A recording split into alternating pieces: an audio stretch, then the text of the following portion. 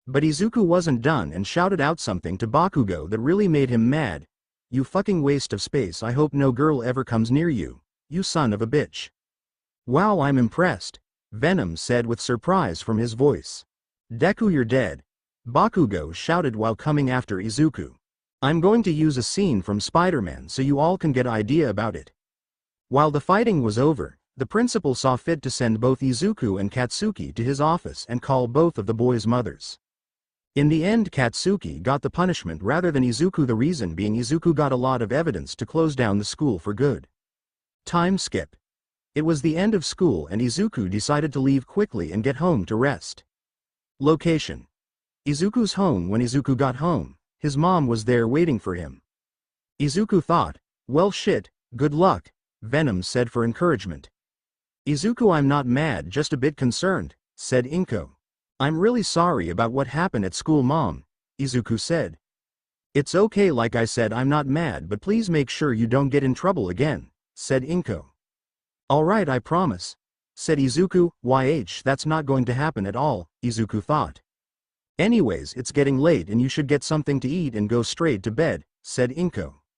"Okay, Mom," said Izuku. After they finished with their conversation, they decided to eat their food and then wash up to go to bed. When Izuku got into his room, he looked around to see nothing but All Might posters and anything related to him, so he decided to remove them and place them in a box so he can sell them. After that was finished, he started to lay down on his bed getting ready to sleep. "Good night, Venom," said Izuku, but he didn't hear any response from his symbiotic friend, thinking he already decided to rest.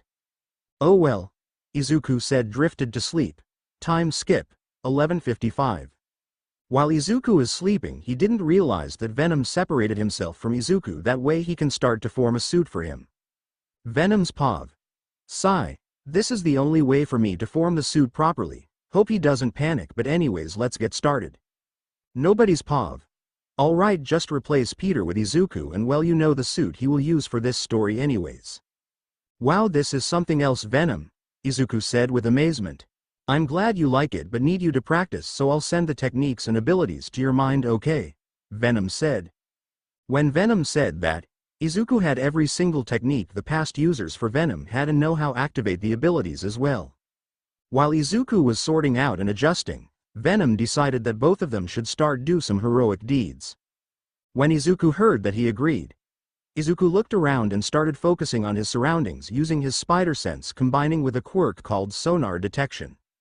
Finally finding some activity ahead of him, he was ready and jump of the building to be a hero. Time skip. Early morning, when the alarm clock for Izuku's bedroom came alive, he turned it to snooze with the help of Venom's tendril and got out of bed, went to the bathroom to get ready to train since it's a Saturday. Time skip to Dagoba Municipal Beach. Since Izuku thought training to gain more strength can help him, so he thought of a training regime. Start the training montage music, month 1. Izuku started to remove the junk at a quick pace thanks to his strength he got from Venom. Time skip. 2 hours later, Izuku successfully cleaned the whole beach and had a lot of time to spare, so he decided to message Ochako since they haven't talked after the whole slime incident. For the past 10 months, Izuku made a lot of improvements like stopping crimes, escaping from the pro heroes, trying out his new powers and training them, getting to know Ochako better and hearing her going to UA to try and get in the hero course, and not only that but having his very own personal inventor. It happened about 5 months ago. When they met, she was talking about her babies. You know who I am talking about. She also figured out he was the vigilante, but she decided to help him out if he needed, which was a relief for him and Venom. Time skip. To UA entrance exam, Izuku's POV. Well, this it, the journey to change for the better. Well, you are just going to do a written exam, you know, said Venom. Yeah. Let's do this. Nobody's POV. At the entrance of UA, we see Izuku looking at the building thinking about getting this thing over with so he can do vigilante work, but he was interrupted from his thoughts by no other than Katsuki Bakugo. Get out of my way, you useless nerd, or you're dead, Bakugo shouted while walking past Izuku. Geez, that asshole, he thought. Don't worry about him since you'll be able to finish your exam for the general course, Venom said in Izuku's mind. Yeah, you're right. Well, let's do this. However, when Izuku was about to take one step, he somehow tripped on his feet and was about to fall. Well, shit. Izuku cursed, but his face didn't hit the ground, but instead his whole body was floating, and the cause of that is his friend Ochako Uraraka. Since he saved her from that sludge incident, they have been talking since. "Hey Izu," Ochako said with enthusiasm.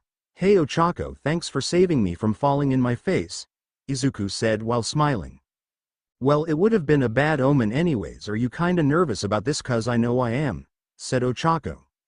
"Yeah, I am a bit nervous about it. Oh, did you hear about this vigilante stopping crime or something?" Izuku said. "Yeah, I did. It's really surprising that they still got people doing heroic work when they don't have a license for it," said Ochako. "Yeah, but anyways, we should go or we'll be late. But before that, you think you can deactivate your quirk? I'm feeling a bit lightheaded," Izuku said. "Oh right, release," she said while using both her hands to touch all of her fingers. When that was done, Izuku started to regain his gravity. "Alright, I should probably get to my exam. I'll see you later, okay?" Izuku said. "Yeah, I'll see you later," she said. Then both of them give each other a hug and went to their separate ways to finish their exam. Time skip. When Izuku finally finished his test, he decided to get something to eat, more specifically get Venom some chocolate so he can stop bitching. When that was done, Izuku was going to go home, but before he can even take one step, Venom shouted to him in panic, "Izuku, you need to go to where they're having exams for the hero course." Izuku was confused and was about to say why until his spider sense plus his sonar detection quirk automatically activated, and he knows the reason why, and he got to hurry, so went to a secluded place where there are no cameras to suit up. When that was finished, he started shoot out webs from both of his wrists and preparing to slingshot himself. Once he was ready, he was positioning himself, and then he let go of his webs and propelled fast like a speeding bullet. Not too long, Izuku made it, and using sonar to detect if anyone were trapped thanks to the giant robot. Then he found only one person trapped, which put Izuku in a state of anger. Ochako ankle was trapped under a pile of rumble and the zero-pointer was about to crush her. When Izuku saw this, he slingshot himself towards her, hoping he can make it in tune. Few minutes ago, Ochako was looking up and seeing the zero-pointer's foot, which was about to crush her, and the only thing she can do is close her eyes tight, waiting for the pain. But the only she felt was her injured leg being removed from the concrete rubble and being held bridal style, and when she opened her eyes, she was shocked to see the vigilante Spider-Man saving her and was confused as to what he is doing here. When Izuku rescued Ochako and made sure that both of them were at a safe distance away, he gently placed her on the ground. "You're safe now," Izuku said, then turned his body towards the robot. "Wait, what are going to do?" Ochako shouted, but she didn't get a response. Instead, she saw him running. Izuku's pav. "While I was running towards the big-ass giant, I decided to converse with Venom. Hey V, I need you to give me a boost of strength towards my legs and my right arm. You think you can do that, bud?" "Yeah, sure I can, and show that bucket of bolts how it's done," said Venom. "Alright, I started to feel more power in my legs, so I decided now was the time to jump, and getting ready with my right arm pulsing and swinging with a mighty smash, hitting the robot's head point blank. Nobody's pav. Once the threat was dealt with, Izuku positioned himself and web swinging from the pieces of the broken robot to get to Ochako and the other examinees. When he landed, he got a surprised and shocked faces from Ochako and the others, not only them but the pro heroes and principal, who were shocked to see the most wanted vigilante in their exam and rushed to reprimand him before he escapes. Izuku's pav. "When I was about to walk towards Ochako, my spider sense started going bonkers, so I ducked and what looks to be a long scarf passed by me, and when I looked to see who it belongs to, I narrowed my eyes to see the underground hero Eraserhead, and not only him but the other heroes as well, including the principal. Well, isn't this something? Am I having a party this early? My birthday is only a few months away, you know," I jokingly said, "but I know these guys are serious, so I got to get out of here and fast." "You're under arrest, Spider-Man, for illegally using your quirk without a hero's license, so be logical and surrender," Eraserhead said. Let me think. Nah, then I shoot out my webs on all of the pro heroes and catapult myself before the heroes or the examinees tried to catch me, and to make it hard for I decided to use one of the spider's traits, which is camouflage, and got away. The heroes who removed the webs from them saw how he just vanished and were frustrated about it. After that, recovery girl came and healed the ones who were injured. When that was finished, so was the exams, and everyone started to head out to go home and wait for their results. When Izuku made sure the cost was clear, he deactivated his camouflage and also his spider suit to be in his school uniform and walked near the gate to wait for Ochako, but he didn't need to wait long and saw her running towards him, telling him about Spider-Man coming in saving her from the zero-pointer, and Izuku was just listening, enjoying her presence and the way she smelled really good, and her lips, her voice, everything about her. Izuku just want her. Wait. What? Why am I thinking these things all of a sudden? He thought, but decided to ignore it for now and talk to Ochako. What Izuku didn't know is that Venom somehow forgot tell him something very important. Oh shit, I fucking hate myself, Venom said, embarrassment and shame. Nobody's pav. When Izuku was thinking about a week ago escaping from the pro heroes at UA, he was at home comforting his symbiotic friend who is panicking. Hey V, what's going on? Well, you know how you suddenly thought about making that girl yours, right? Yeah, I found it very weird, and not only her but I also have this feeling towards May as well. When Venom heard that, he decided to show his face and had a surprised look. Oh fucking hell. When Izuku heard that, he looked at Venom with a confused and suspicious expression on his face. V, what did you do? No response, which proves something was up. Venom. Sigh, alright, well, I may have forgotten about you having a harem. What? Izuku shouted with a surprised look on his face, and he was lucky his mom's not home. Note that Izuku's mom will not be stress eating in my story, and here's a picture of her. What do you mean I'm getting a harem? Well, it's because since you have a lot of stamina thanks to me, I don't think one girl can handle you. Let's just see if there's anyone who needs saving. I don't think I can handle any more surprises, Izuku said, suddenly feeling drained. Yeah, you're right. So who do you think, which girl's boobs are better, Ochako or May? Venom said with a smug voice and look. Izuku suddenly halted his footsteps and blushed crimson. W. What the hell, man? Oh man, you should see your face. Venom laughed out loud. Dude, don't make me ban you from eating chocolate for a week. Venom stopped laughing and had a shocked face. No, anything but that, you monster. Then don't put any naked images of Ochako and May in my head, you got that? Fine. Good, now let's suit up. Copy. When Izuku's suit was up and ready, he locked the front door knowing his mom has a spare key, and jumped out of the window and swung from building to building while listening music from his phone. Nice tune. Yeah, it is. While Izuku was swinging, he spotted a car chase and went to intervene. Few minutes later, once taking care of the criminals and escaping the heroes and police, Izuku swung building to building to get back home since there was no crime at the moment. But he spoke too soon when he heard a cry for help and detected 4 large individuals surrounding one person in a dark alleyway, and it wasn't that far, so he swung himself on top of a building where he can see below and saw something that made his blood boil with anger. He saw his friend Ochako, and he was not going to let those bastards get away with it, so he jumped and landed on the side of the building and shooting out his webs on the bastards and dragging them towards him. Adding the Spider-Man clip. When he took down the last guy, he dropped him and looked at Ochako, and she did the same and started walking towards him, but he ran to a corner. Wait, she says, but when she looked he was gone. She came out and started looking for him, but what she didn't is that he was behind her upside down. Well, this is like the what second time that I got to save you, huh? When Ochako heard that, she turned around and smiled to him. Well, it seems to me that you've been stalking me, she says with playfulness in her voice. Well, I was in the neighborhood. You're really amazing, she says. I don't think the heroes think so, but you are nice to have a fan. Izuku was really happy that he's got a friend like her, plus including May. Well, as a thanks for saving me again, I think a hero deserves an award, Ochako says. When Izuku heard that, he saw Ochako's hands going towards his mask and suddenly said wait. She stopped for a second and then proceeded to only reveal his mouth and nose, and she closed in on the space between them and their lips met. It was full of passion and the both of just wanted to be with other. After about a few seconds their lips parted and Izuku swung himself home, leaving Ochako to smile happily and looking up. When Izuku got home, he was in front of the door without his suit on and turned the knob to see if it was locked. When it was, he sighed in relief and put the key in the doorknob to unlock the door and get inside. Once he got inside, he saw an envelope with the UA's insignia on it. When he grabbed it, he got into his room, sat on his chair and started to open the envelope, and inside was a small disc and it started to activate, showing a holographic image of the principal of UA. Hello, am I mouse, dog, bear? No one knows, but I'm the principal. Dear Mr. Izuku Midoriya, on behalf of the school I would like to congratulate you for having a 98% score on the written exam and would like to welcome you to the general course of UA. Thank you and welcome to your academia. Izuku was proud that he got in, and so was Venom. However, before they can celebrate, their spider sense was tingling and heard.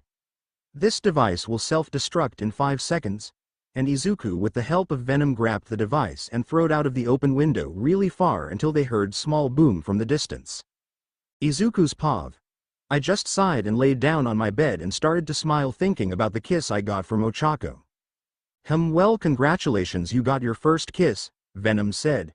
I was still in La La Land thinking nothing can ruin my day now until Venom decided to whack me with his tendrils and saying he wants chocolate, and I told him they're in the desk drawer, and he zoomed straight for it and gobbled it up, and I just laughed lightly and relaxing.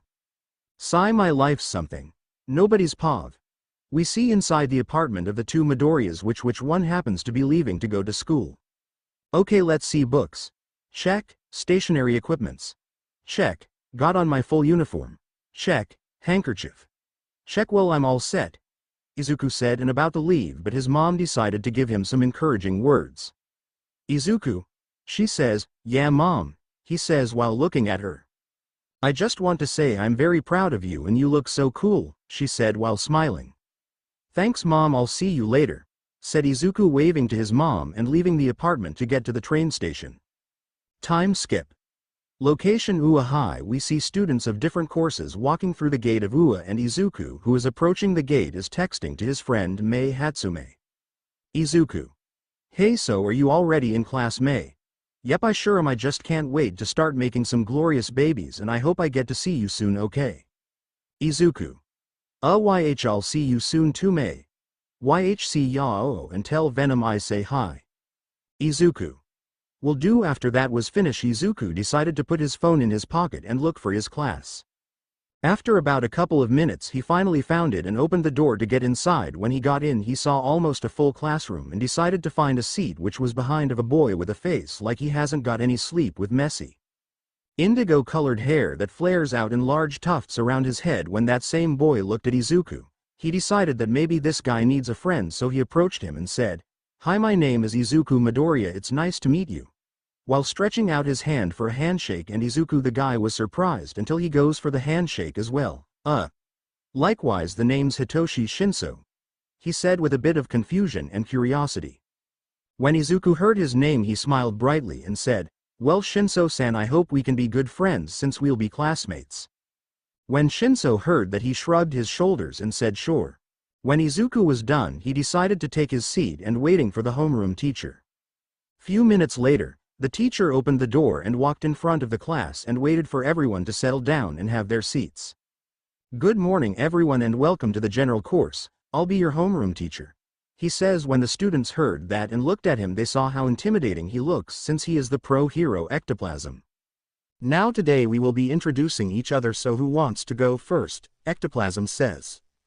And one by one each student introduce him or herself, talking about their likes, dislikes and their quirks. Then it came to Hitoshi Shinso, who was in front of Izuku. When he talked about his likes, dislikes, nobody said anything until he talked about his quirk. "My quirk is called brainwashing." When they heard that they started talking about how that quirk is really villainous and made Shinso a bit mad, so he decided to go back in his seat to cool off.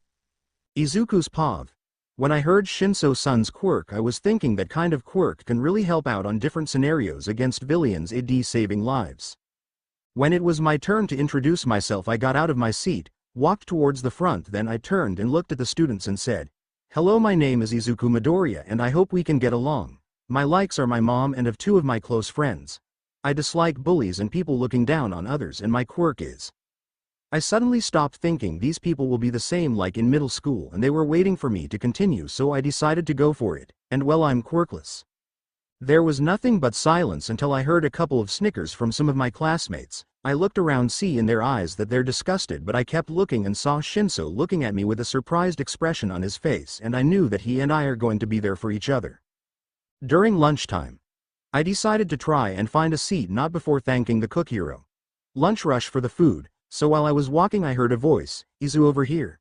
When I heard that and looked I saw Ochako, but she was not alone. With her were 6 girls, each with their own definition of beauty, so I walked towards them and said, Hey Ochako, it's been a while. It has. Oh, I want to introduce you to my new friends. Girls, this is Izuku Midoriya, and Izuku, these are Mina Ashido.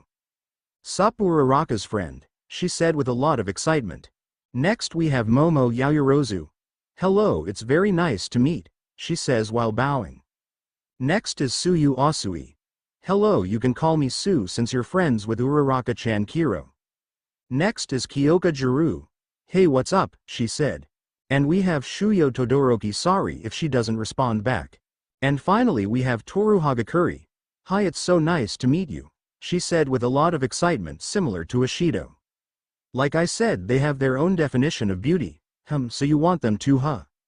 Not helping V. I thought in my head. It's very nice to meet all of you, I said with a smile.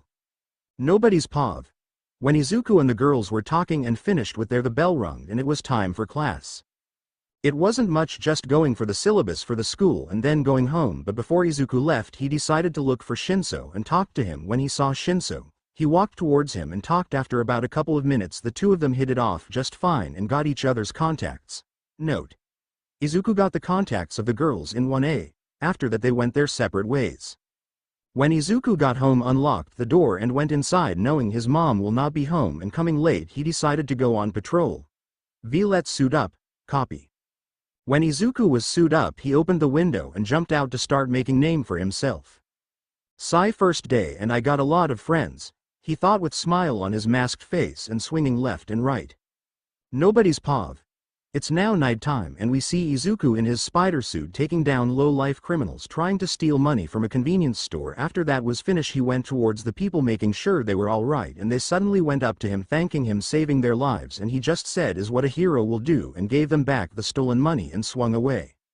When Izuku was swinging his sonar detected two individuals down in an alley, so he dived down and landed on the side of the building to see what was going on, and well, he didn't expect a cute girl with blonde-like hair in two messy buns and what looks like a school uniform kill a guy that is 3 times her height with a small knife and smiling happily about it.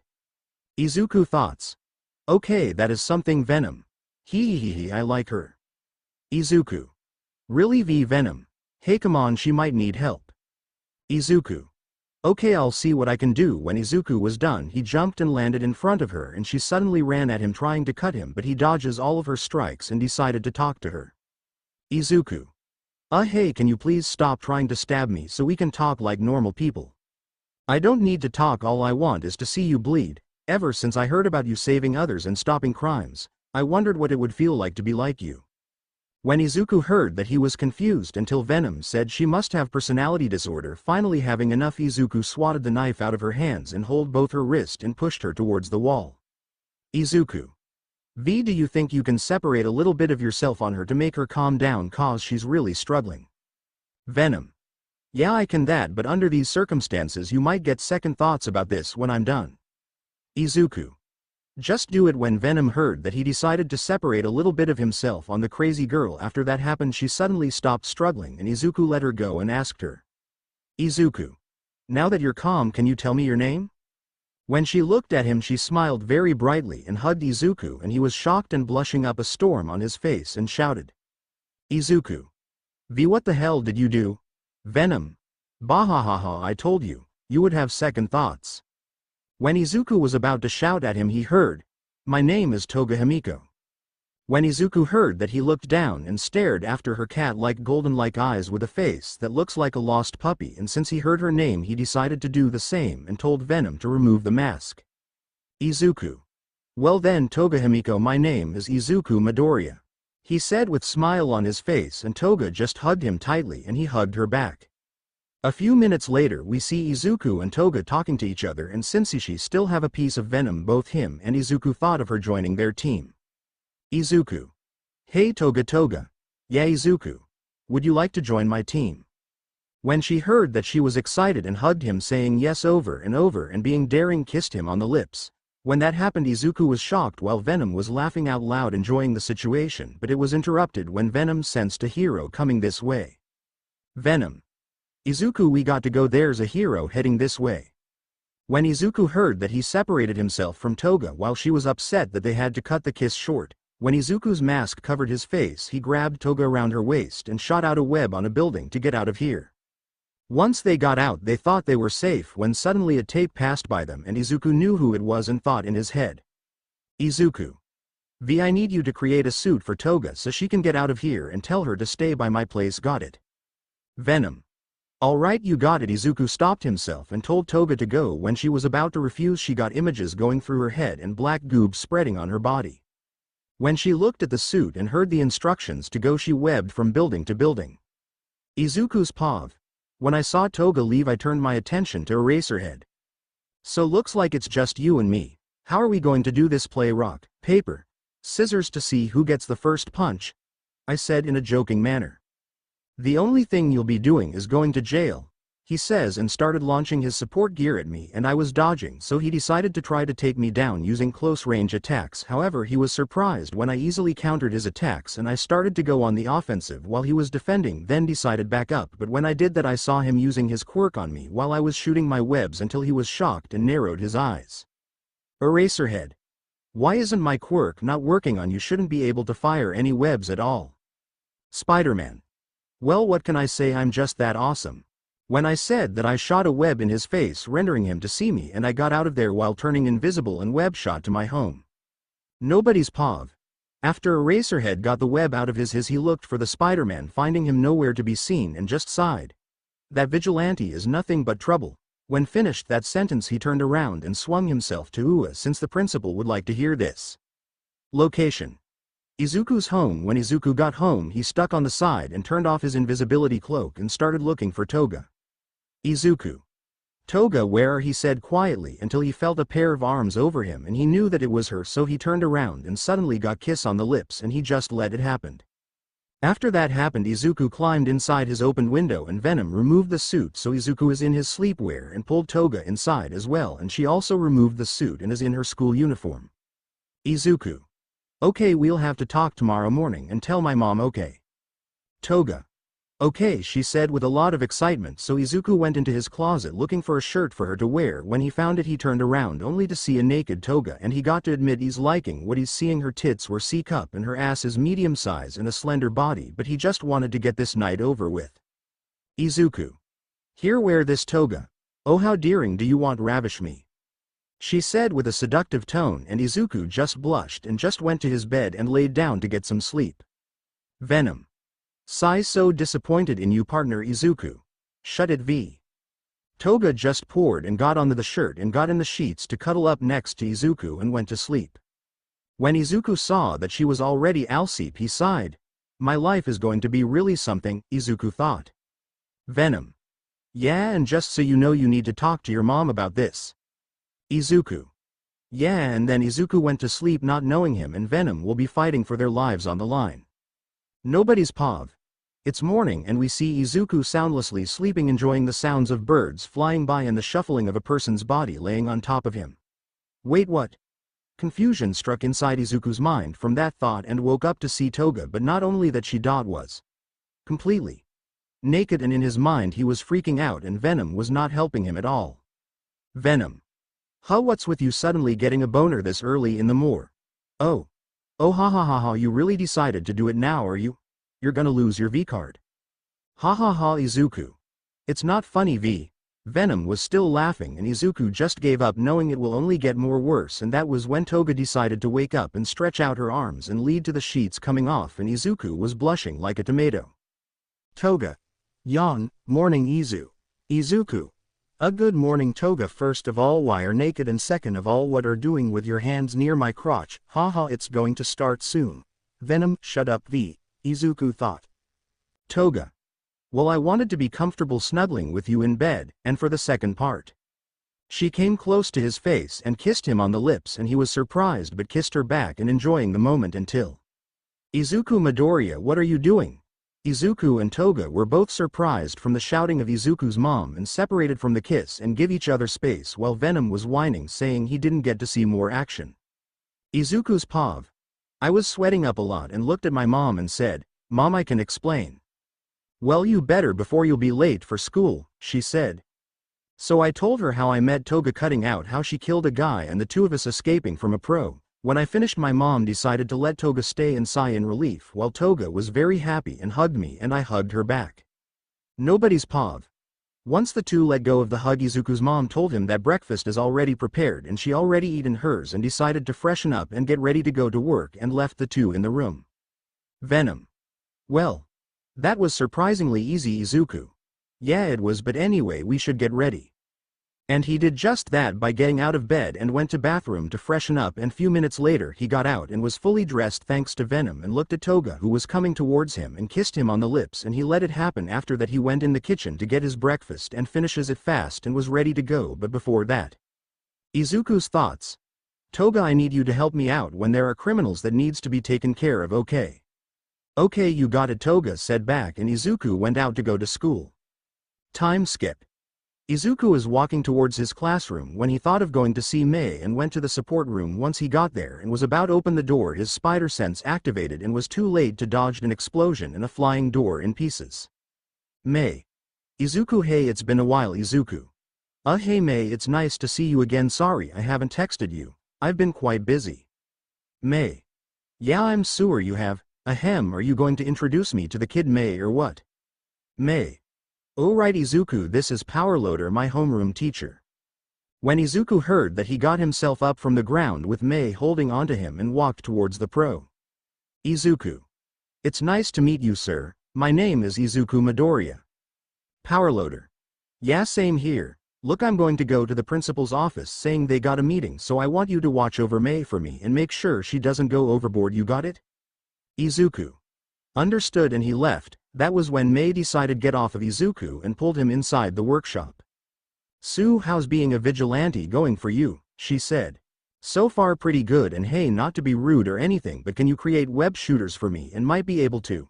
He didn't get to finish since Mei threw some objects at him, and when he caught them and looked, there were web shooters, and he was surprised and looked back at Mei. Mei. Well, I decided to mimic how Venom uses the webs for you, and finding out the specific biochemistry of a spider was no-brainer, and I put in different types of webs, that way you can take down criminals easily. Izuku was lost for words and just run towards Mei and hugged her, and this made her blushike crazy. Izuku.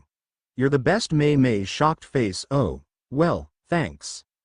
And he let go of her and told her if she can hack into the school's security. She asked why, and his reason was so he can know what the hero course will do, and looking into the teacher's meeting would help him out. When she heard that, she decided to help him in connecting the school's security to his phone. Once that was finished, Izuku decided to go to class since the bell rung and just kiss Mei on the cheek and left, leaving Mei blushing. Damn it, Izuku, you're making me wanting you more. When Izuku got in his class, he went to his seat and said hi to Shinso, and Shinso waved back. Izuku's pav. I decided to see what the teachers and the principal are doing, so I plugged in my headphones in my phone and hacked in the camera for the principal's office. Location. Principal's office. While Izuku was looking in through the cameras, the teachers and principal were talking about how to capture Spider-Man, him, and by chance have him join Ua. Aizawa. I strongly disagree with this. I've seen how he takes down criminals and he doesn't trust us, specifically heroes. Nedzu. Perhaps, but given how much he has done for the past 10 months or so, the people have seen that he's a hero. Midnight. I'm not sure if this spider fellow should even be considered a hero. Vlad King. I agree with Midnight on this one. Cementos. Same. Snipe. So do I. The other heroes also agreed, and Principal Nedzu sighed and told them that is all, and they left except for All Might in his skinny form. Nedzu. Is there something on your mind, All Might? It's just that there must be a reason why Spider-Man is doing all this and why he hates us, but it's a bit frustrating. Nedzu. Maybe taking a break from Spider-Man will help you out. And All Might nodded and left the office, and that was when Izuku decided to put down his phone and turn it off, and thinking about what the teachers thought of him. Geez, they don't get it at all, and that was when the teacher entered the room to begin a lesson. Time skip. Lunchtime. Izuku is seen with Shinso and Mei, the three of them sitting at a table enjoying their food and conversing about what they have done and talking about the vigilante Spider-Man. Shinso. I would say he's really cool, saving others even though it's illegal, but he's doing the right thing and I respect that. Mei. I agree, he is doing so much for the people, even taken down small-time criminals. When Izuku was hearing this, he was glad he met them, but he was suddenly surprised when someone put their arms around him. Hey Izuku. When Izuku heard the person's voice, he turned his head and saw it was Ochako along with the rest of the girls of 1A, including a tall boy with a serious look on his face wearing square-like glasses. Izuku smiled at Ochako and got out of his seat to look at them. Izuku.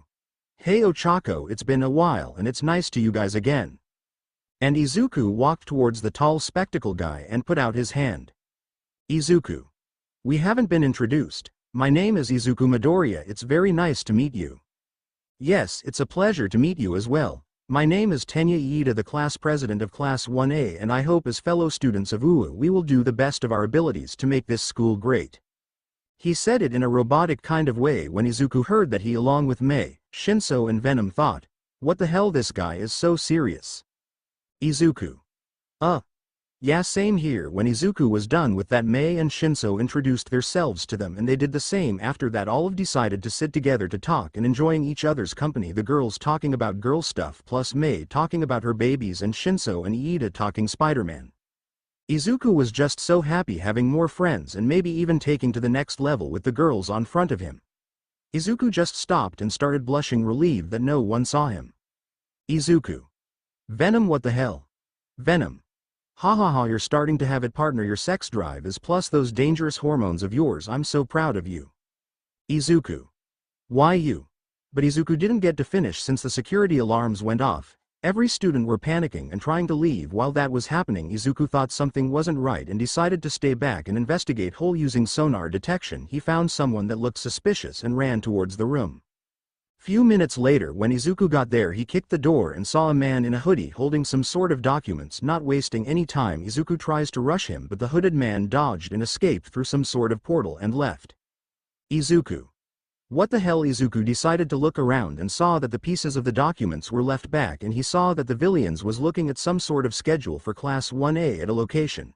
USJ. Not wanting any more time, Izuku got out of the room and decided to head back to class, but he was stopped in his tracks and being dragged into the boys' bathroom by Shinso and another guy who has a small stature.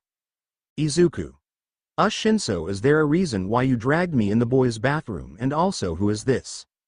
Shinso. Well, I have my reasons, and to who this is, his name is Minoru Mineta. Mineta. You. Izuku was just looking at him thinking about what the girls said about them having a pervert in their class, and Izuku guessed that it was him. Venom. He might help us. Izuku. What do you mean V? Venom. I mean him plus Shinso, Mei and also Toga can help us take down criminals easily. Even though we can do it by ourselves, it takes time. Izuku. You might be right, but are you sure you want me to tell the guys that were you know who? Venom. Well, yeah, I mean it's better to tell them now than later, you know. Izuku. Sigh, fine. When Izuku was done with his conversation with Venom, he focused on what Shinso was about to say. Shinso. Izuku, we may not have known each other for a long time, but I still consider you a friend, and I want to know something. Are you the vigilante Spider-Man? When Izuku heard that him, Venom and Mineta were shocked. Izuku. How did you figure it out? Shinso. When Iida and I were talking about Spider-Man, you were listening very closely and thought we weren't looking. When Shinso said that, Izuku was really impressed, and that's when Mineta decided to talk. Mineta. Why, you're really Spider-Man? He said it with pure excitement, and Izuku just nodded his head. Izuku. Yeah, but now that you two know my secret, you can't tell anyone. Shinso. But I just out of curiosity, who else knows your secret? Izuku. Well, there's you two and Mei and also a girl that's staying at my place. Shinso. Wow, okay, what about that girl Ochako, does she know? Izuku. No, she doesn't, and I need to keep it that way for a while. Mineta. Seriously, you got a chick at your place, is she hot? When Izuku was about to scold him until Venom decided to show himself. When Shinso and Mineta saw him, they were a bit scared because of how he looked, but thanks to him sharing Izuku's memories and his own through his tendrils, they both understood and decided to talk more about this later and left the bathroom to go to their class.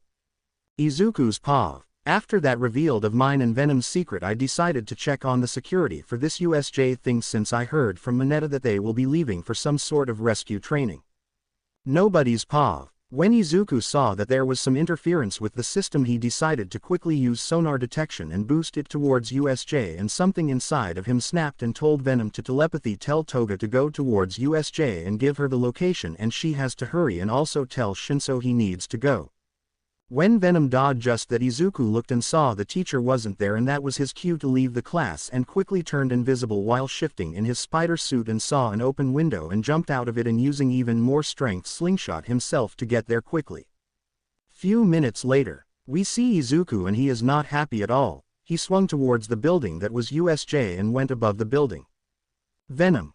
Izuku, I know you're pissed right now, be you? Izuku. Soon we're going to use that form. Venom. Are you sure? Venom didn't get an answer since Izuku slingshot himself towards the building. Guess there might be some blood spilled. Location. Inside USJ. Everything looked like a war zone. 2 of the teachers are injured and some of the students are fighting low-class villains. One of them escaped to get the other pro-heroes, the rest are trying to help one of the teachers. While that was happening, a man covered in hands rushed towards 2 of the Class 1A students. Tsuyu Asui and Minoru Mineta. Behind him is a man covered in mist and in a bartender-like suit, and the other is a hulking figure with its brain exposed and has a large beak with teeth holding down Eraserhead. When the hand guy touched Sue's face, he was a bit shocked and then turned towards the teacher. You're really a cool hero, Eraserhead. And the bird villain smashed his head to disrupt his quirk, and just when the hand was about to use his quirk again, there was a large sound from above them and they heard a loud, "Get away from them, you asshole." And the next thing, the hand's man got hit by a quick punch to the chest, and Eraserhead was released from the clutches of the beast and was safely laid next to the 2 students. The 2 were both grateful that their teacher got out and looked at Spider-Man, and when looked back at them he told them to get out of here, saying he will hold them off. Sue. But it's too dangerous and you're going to be outnumbered, Ribbit. But she felt a hand on her shoulder and looked down to Mineta. Mineta. It's better to do what he says, we'll only be getting in his way. And Sue was having second thoughts and listened, and the 2 got out with their teacher with them. And since Izuku wasn't wasting any time, he suddenly jumped in the air and used Venom's tendrils to snatch every last villain and put them in some sort of ball with his webs. Izuku. Now I'm really pissed off and you 3 are just in my line of sight. But all Izuku got was a maniacal laugh from the hands guy. Well, you're only going to have to deal with only Numu, and since All Might isn't here, I think it's best to kill you. Careful, Tamura Shigaraki, we shouldn't underestimate him. Shigaraki. You're right, Kurogiri, so Numu kill him. And the beast did just that and roared and launched itself at Izuku, and that was when Izuku decided it was time, since he hasn't seen Toga yet. Izuku. It's time to put on a show, you ready? Venom. Born ready, partner.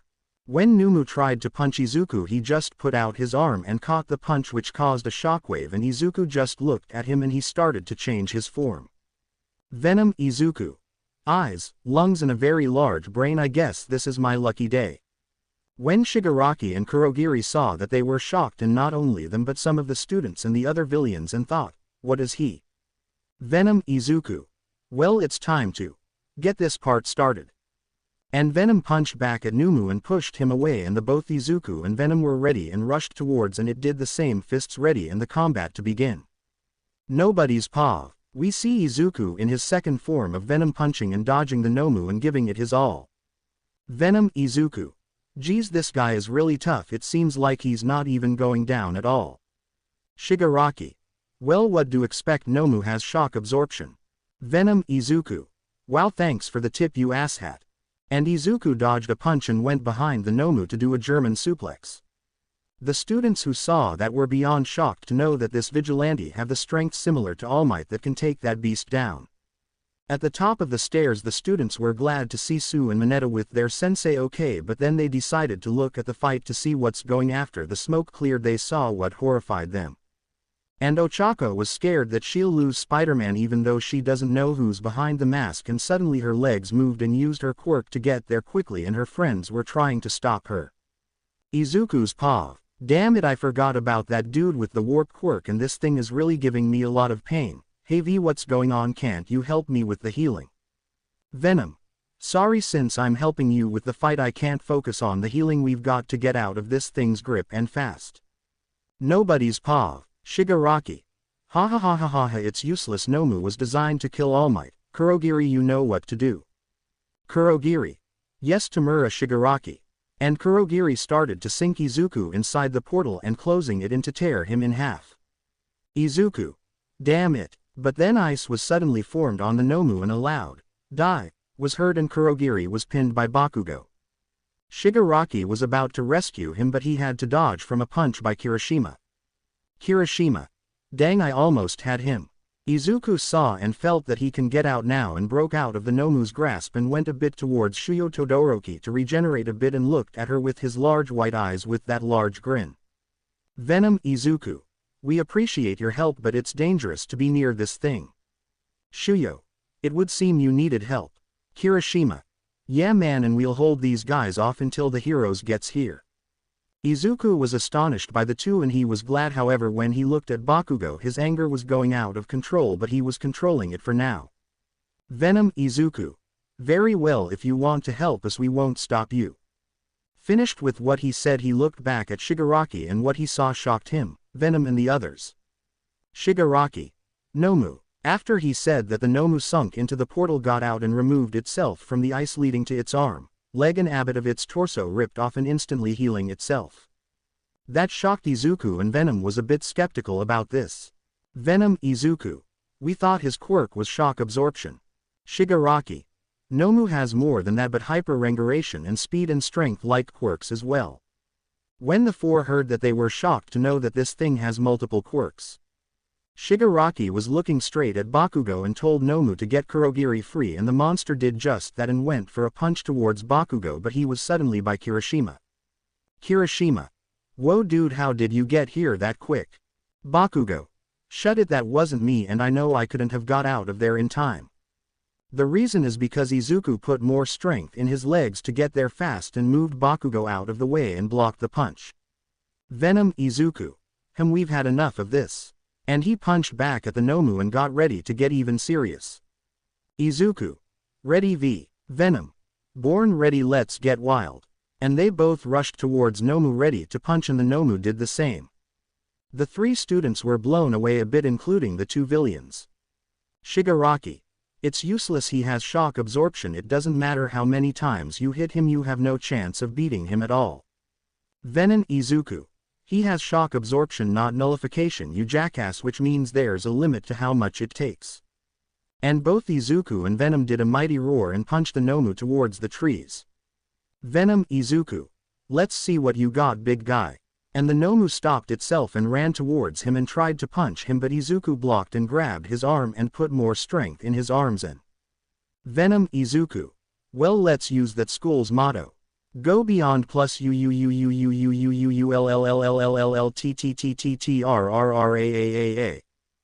the Nomu was flying straight to the roof and went flying through the clouds.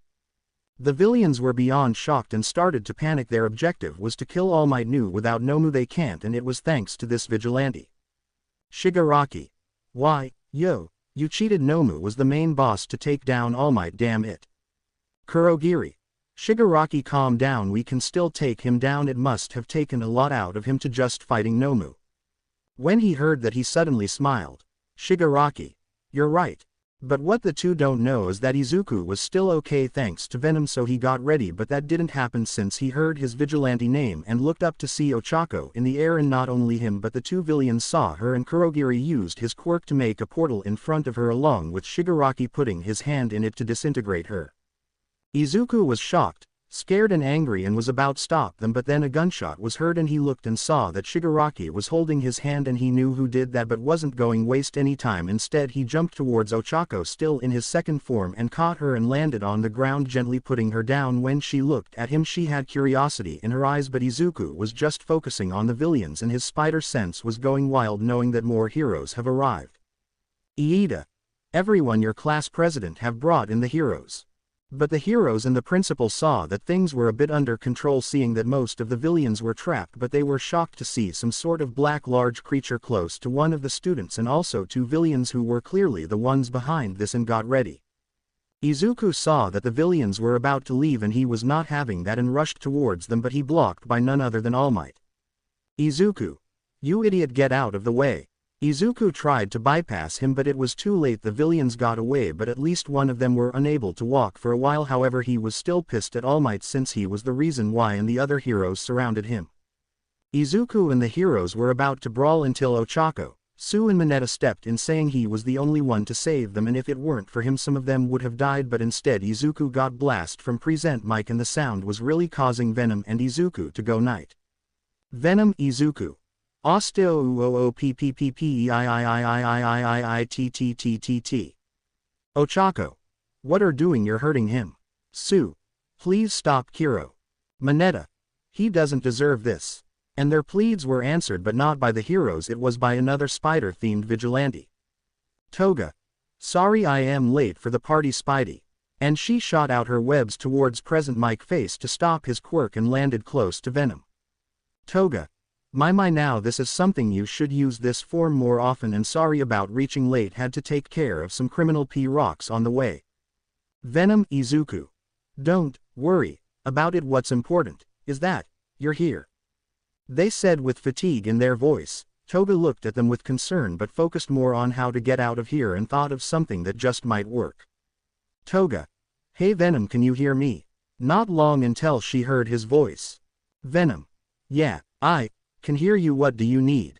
Toga. I need to be able to turn invisible, can you do that and turn Izuku invisible as well if he can't do it now? Venom. Yeah sure. Once that was done she looked at the heroes with a smile on her face. Toga. Well, it's been fun but me and Spidey got to bounce, so bye.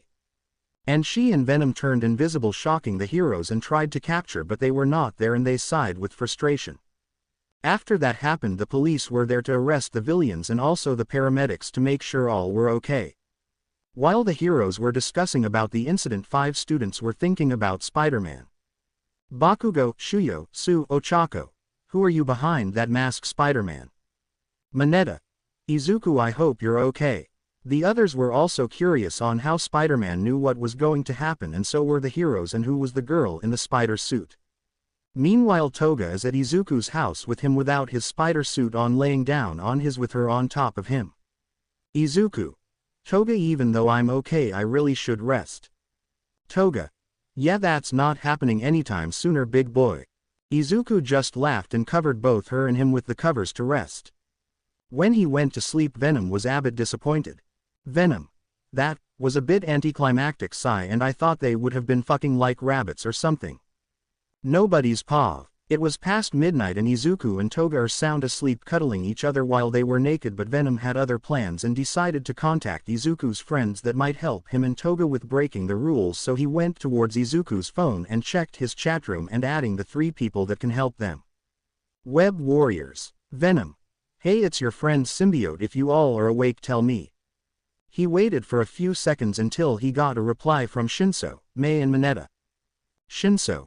It's past midnight, why are you waking us up now? Mei. I'm still awake since I've been busy inventing my babies, but seriously, why texting us now? Mineta. Yeah, I want to know why. Venom. The reason is that I want you all to come over to Izuku's house since you know our secret. Shinso. Alright, I'll be there. Mei. Same for me. Mineta. I'll be there too. Venom. I'll send you the address and come at the place around 10 since his mom will be leaving early to go to work. Shinso, Mei, Mineta. Alright, well, see y'all later. And the Venom turned off Izuku's phone and went to bed to sleep, knowing soon things are going to be different. Time skip. Morning. It's morning and we see Izuku waking up from his slumber and getting out of bed to stretch. When he was done he checked the time, seeing it's 9:45 a.m. and knowing that he doesn't have any school today decided to get some clothes on, which are some shorts and a plain t-shirt. When he was done he looked towards Toga, who decided to wake up too. Izuku. Morning, he said while walking towards her, and seeing that she wanted to be picked up decided to do that. Toga. Morning, and she kissed him and he did the same. After that she used a bit of Venom to shift into sewn clothes to wear, and both her and Izuku went to the kitchen to see what Izuku's mom did for breakfast, but only saw that she wasn't there. But Izuku saw a note on the fridge saying that she had to leave a little early to get to work, and he just shrugged his shoulders and went in the fridge to get milk, decided to get cereal for both him and Toga. After they finished with their breakfast they decided to watch some TV since there weren't any criminal activity yet. When they heard the doorbell, Izuku got out of the couch to open the door and was surprised to see Shinso, Mei and Mineta. Izuku. Hey guys, what are you all doing here? Shinso. Venom said something about a meeting here. I was sure that he would have told you already. Izuku. Well, he didn't. And Venom decided to show himself. Venom. I think it's better to discuss why told I you three to come. And they nodded their heads and Izuku let them in. When they got in, they took off their shoes and walked towards the living room where Toga is watching TV. All of them sat down around the table to begin. Venom. Well, now that everyone is here, I would like to announce that you three are chosen to join our little team. When they heard that, they some expressed faces. Mineta was shocked, Mei was excited, and Shinso had a blank look, but on the inside he was really excited, knowing that he might have a chance to become a hero even if it's illegal. Venom. I know that this may cause you some serious repercussions, but Izuku and I see a lot of potential in you three, including Toga, and we just want to help with that. All the teens were surprised. Even Izuku was shocked to hear that, since Venom was with him for more than 10 months, but he guessed that he doesn't know a lot about his symbiotic friend. After what Venom said, the three thought about it and agreed to join the team. Izuku was happy that his friends are helping, and Toga is excited to make new friends. Venom decided to use his tendrils to give the three techniques from martial arts that suit them: mastery to stealth, espionage, weaponry, and amplifying their quirks, since he decided to look them up. Once that was done, he told them that sometime later all of them will train with the knowledge they have, and Mei decided to speak, saying she got a basement by her place with lots of rooms since she uses it to make inventions, and all of them agreed and decided to talk and enjoy themselves. After about a few hours they decided to go and said their goodbyes, with Mei decided to be bold and kiss Izuku right on the lips, putting him in a stuttering mess, having the others laughing. After they left, Izuku and Toga decided to go on patrol. During the day both of them stopped small-time criminals and even taking down dangerous villains, drug dealers, stopping rapes and escaping from the heroes. They've done this until it started to get dark, but decided to go on a tall building and look at the stars. Izuku. It's really nice, he said without his mask on. Toga. Yeah, it really is, she said without her mask on, and she came close to Izuku to rest on his shoulders to enjoy his warmth. Toga. Hey Izuku. Izuku. Toga. Thanks, Izuku. For what? Toga.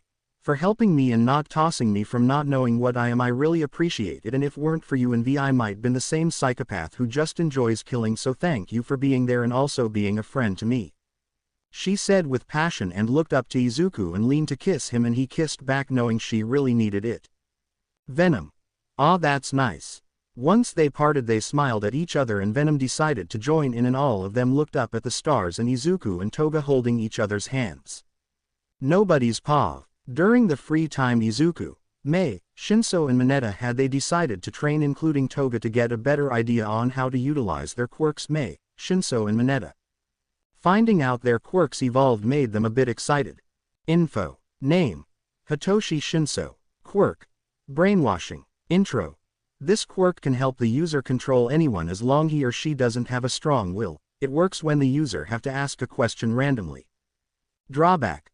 Can only work for 4 people at a time. Going over will lead to slightly painful headaches. Now his quirk can help him brainwash more than 4 people and he won't have any headaches. Info number 2. Name. Mei Hatsume. Quirk. Zoom. Intro. Her quirk helps her see clearly about 5 kilometers away. Drawback. Past that can lead to temporary blindness. Not sure if that's her drawback. Now her quirk is able to let her see more than 100 miles, maybe even more, and this can help her if her babies are malfunctioning. She can find out how. Info number 3. Name. Minoru Mineta. Quirk. Hop off. Intro. He has round balls on his that can be easily removed from him and grows back on his head and can be stick on any surface besides him, and the more it stick is how he feels. Drawback. If he removes too much he will bleed from his scalp. Now Mineta's evolution towards his quirk depends on his training. His quirk will allow him to create any kind of weapon from his hairballs. Don't get the wrong idea, expressionless. He won't have any drawback, and thanks to Venom his perverted self is down by a lot and can focus more intently. Let's add in Toga's info. Name. Toga Hamiko. Quirk. Transform. Intro. Her quirk allows to transform into any person and imitate his or her voice, even the person's quirk, as long she ingests blood. Intro 2. With the help of Venom she is able to create herself a spider suit of her own. Her abilities is the same as Izuku's. Time skip. Back at school. We see the 4 teens walking and talking about how they can train and help each other, but once they got through the gate they went to their class. Minetta's paw. I walked towards my class and opened the door to get in and took my seat. That was when Tenya decided to tell us to have our seats, but we were already in out seats, which lead him to be frustrated and took his seat. I was listening to the others conversing about the USJ incident, but suddenly I started thinking about my amplified quirk, knowing that I can now create any kind of weapon I want, but then I was suddenly touched on the shoulder, and when I turned I saw that it was Kaminari, a fellow pervert like me, but that much.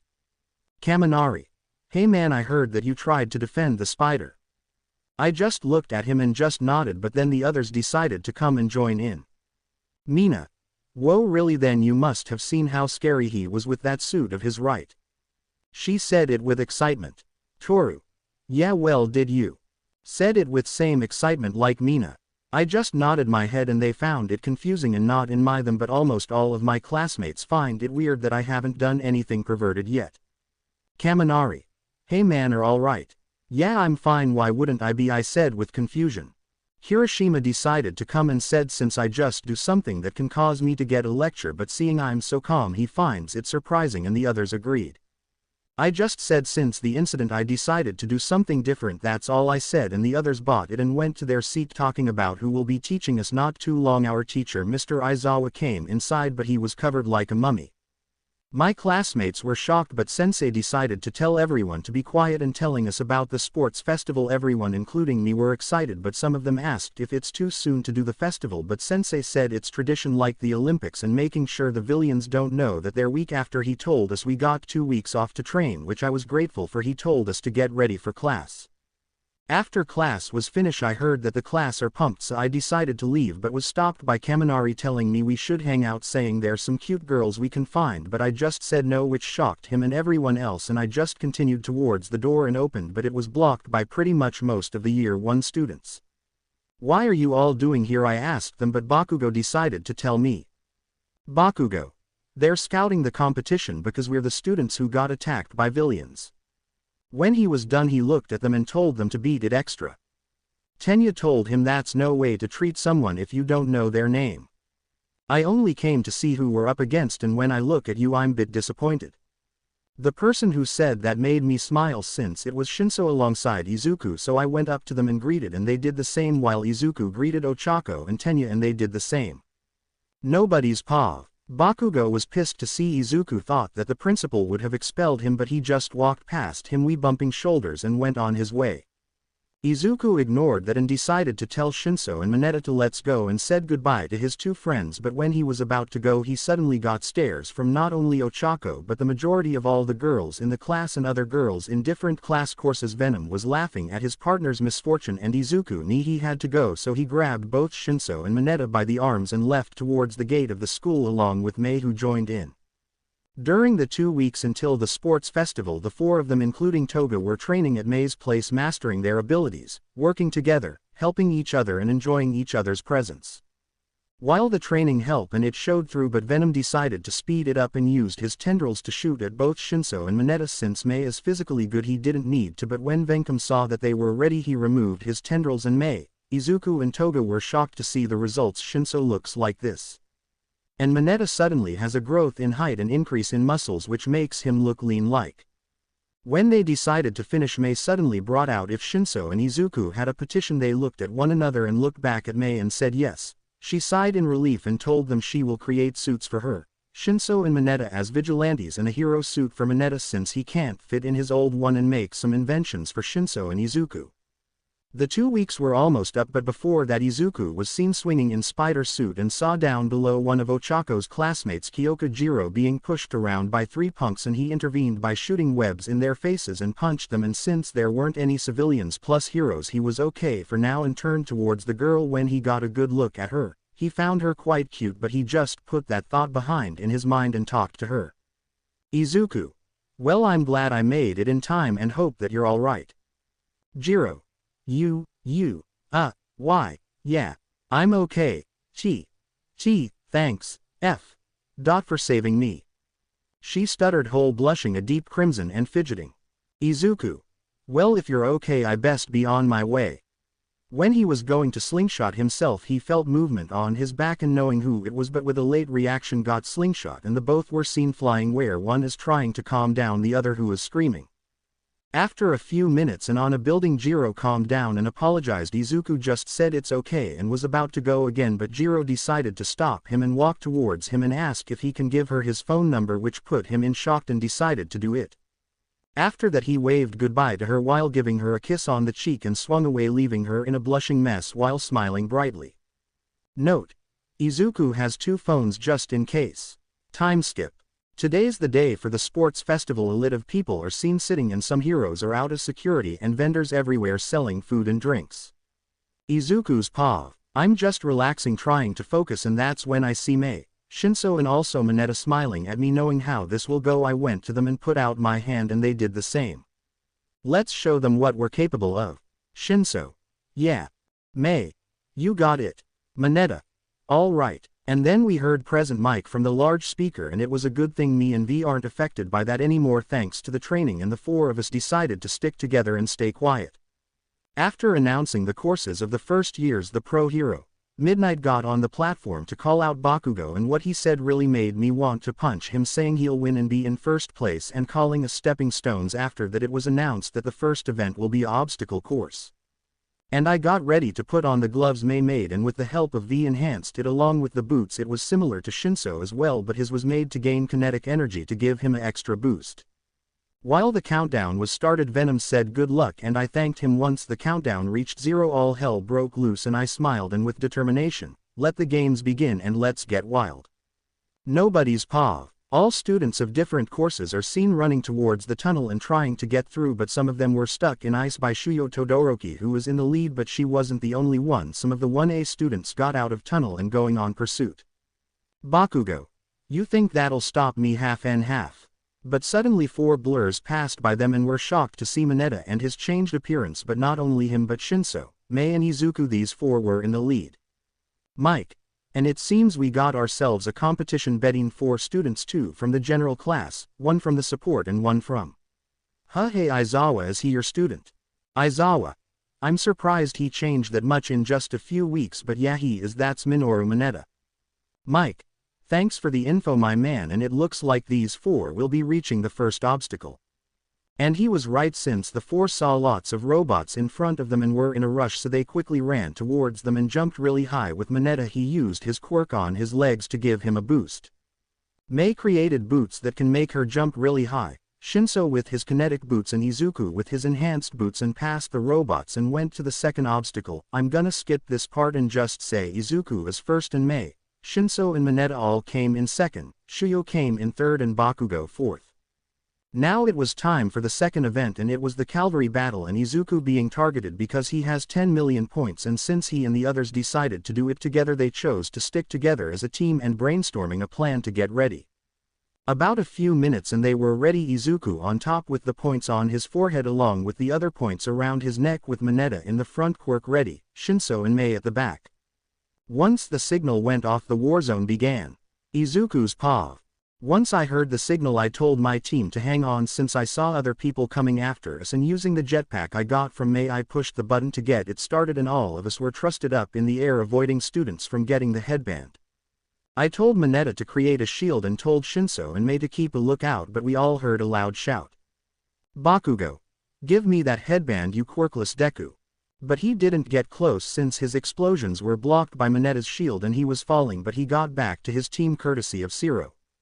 But we still had more problems from the other teams, but we dodged them with effort and had to land back on the ground, but that was when ice was suddenly formed to our path thanks to Shuyo with Momo, Iida and Ochako.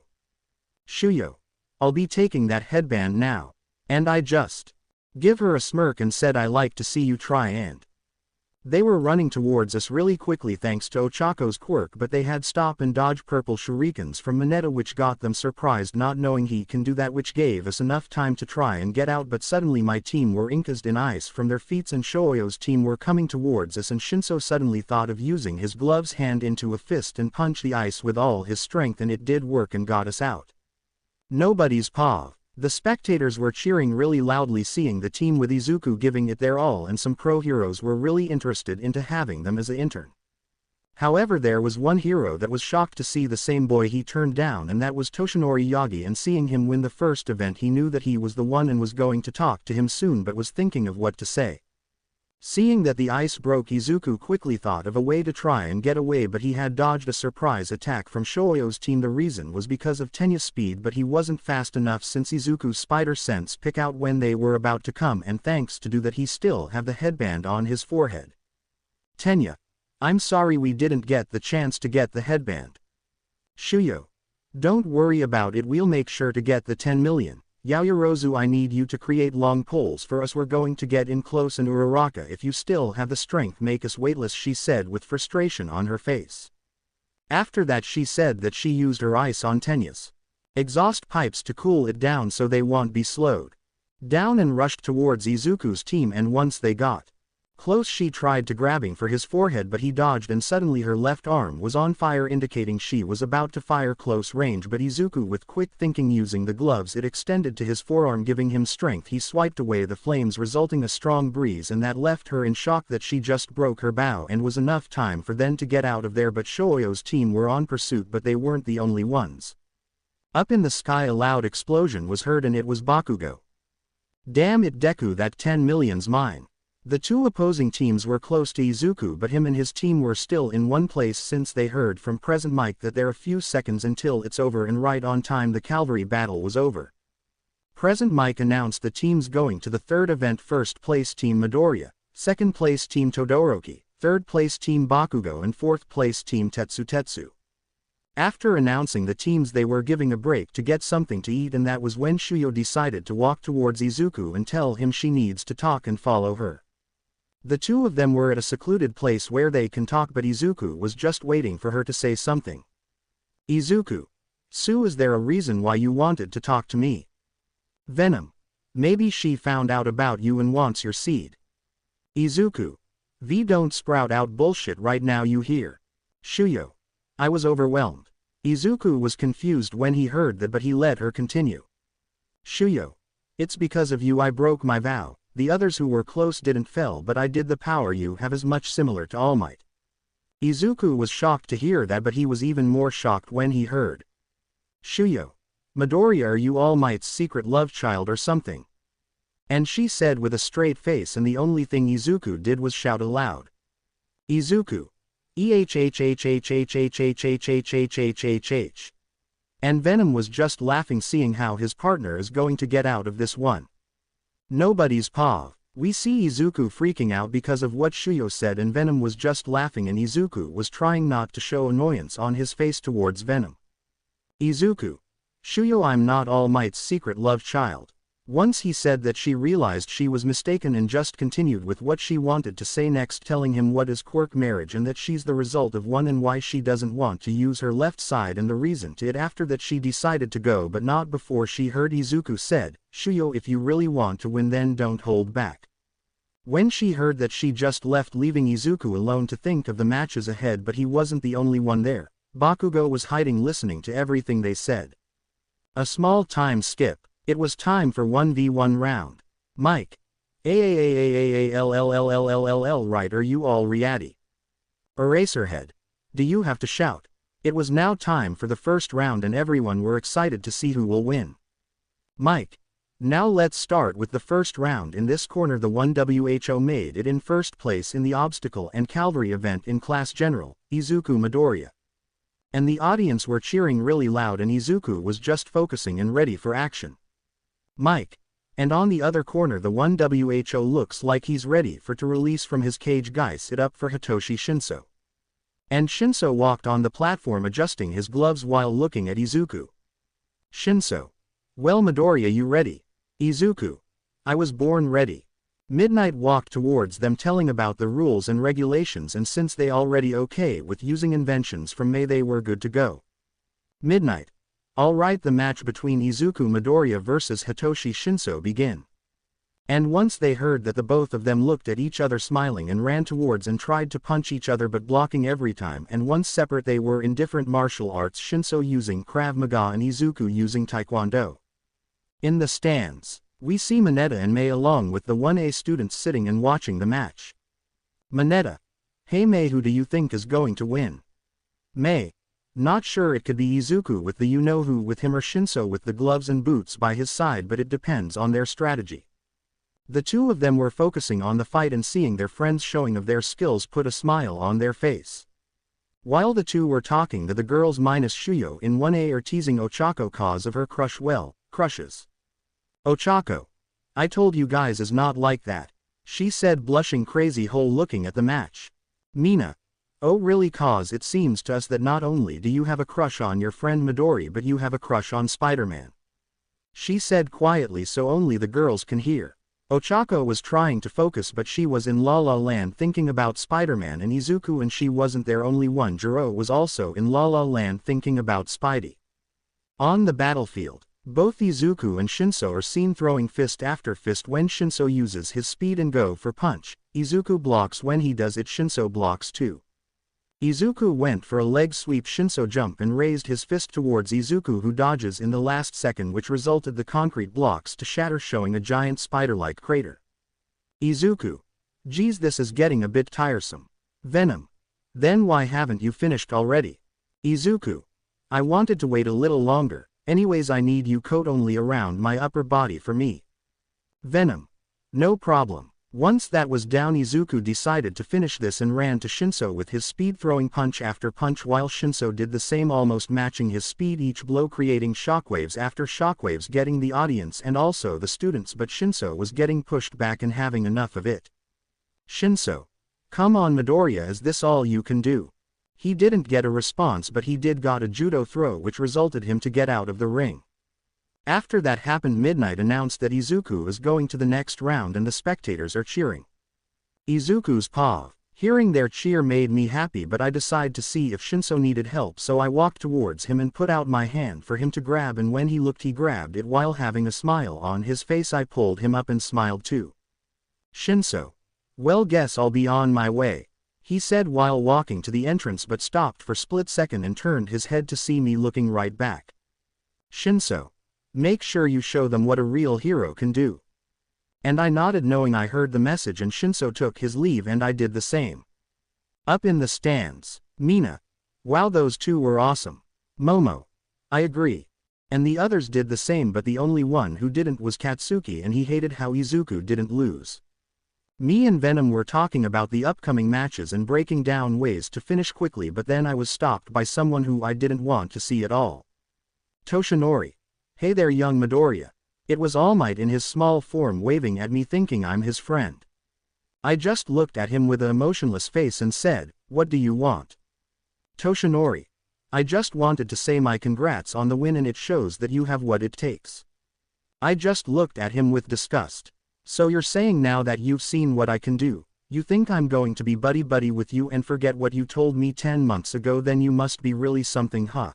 I said it with venom in my voice, and Toshinori was feeling guilty because it was his fault, but he thought of another way and called out me before I had to leave. Toshinori: "Wait, 10 months ago I told you I had an offer for you, and it was me offering you my quirk." I just felt like shutting down and turned to him with confusion. "Nobody's paw." Toshinori: "My quirk is not mine, it was given to me by someone and was cultivated from the past generations, and I want you to be my successor." He said it like Izuku was going to be blown away from this, but he just showed anger. Izuku: "So you were previously quirkless, huh?" He said it with resentment. And Toshinori can only stay quiet, and Izuku knew he found his answer. Izuku: "Listen All Might, cause I'm only going to say this once, you're nothing but a joke to me and a hypocrite." Once he said that, he left, leaving Toshinori there with a regretful look.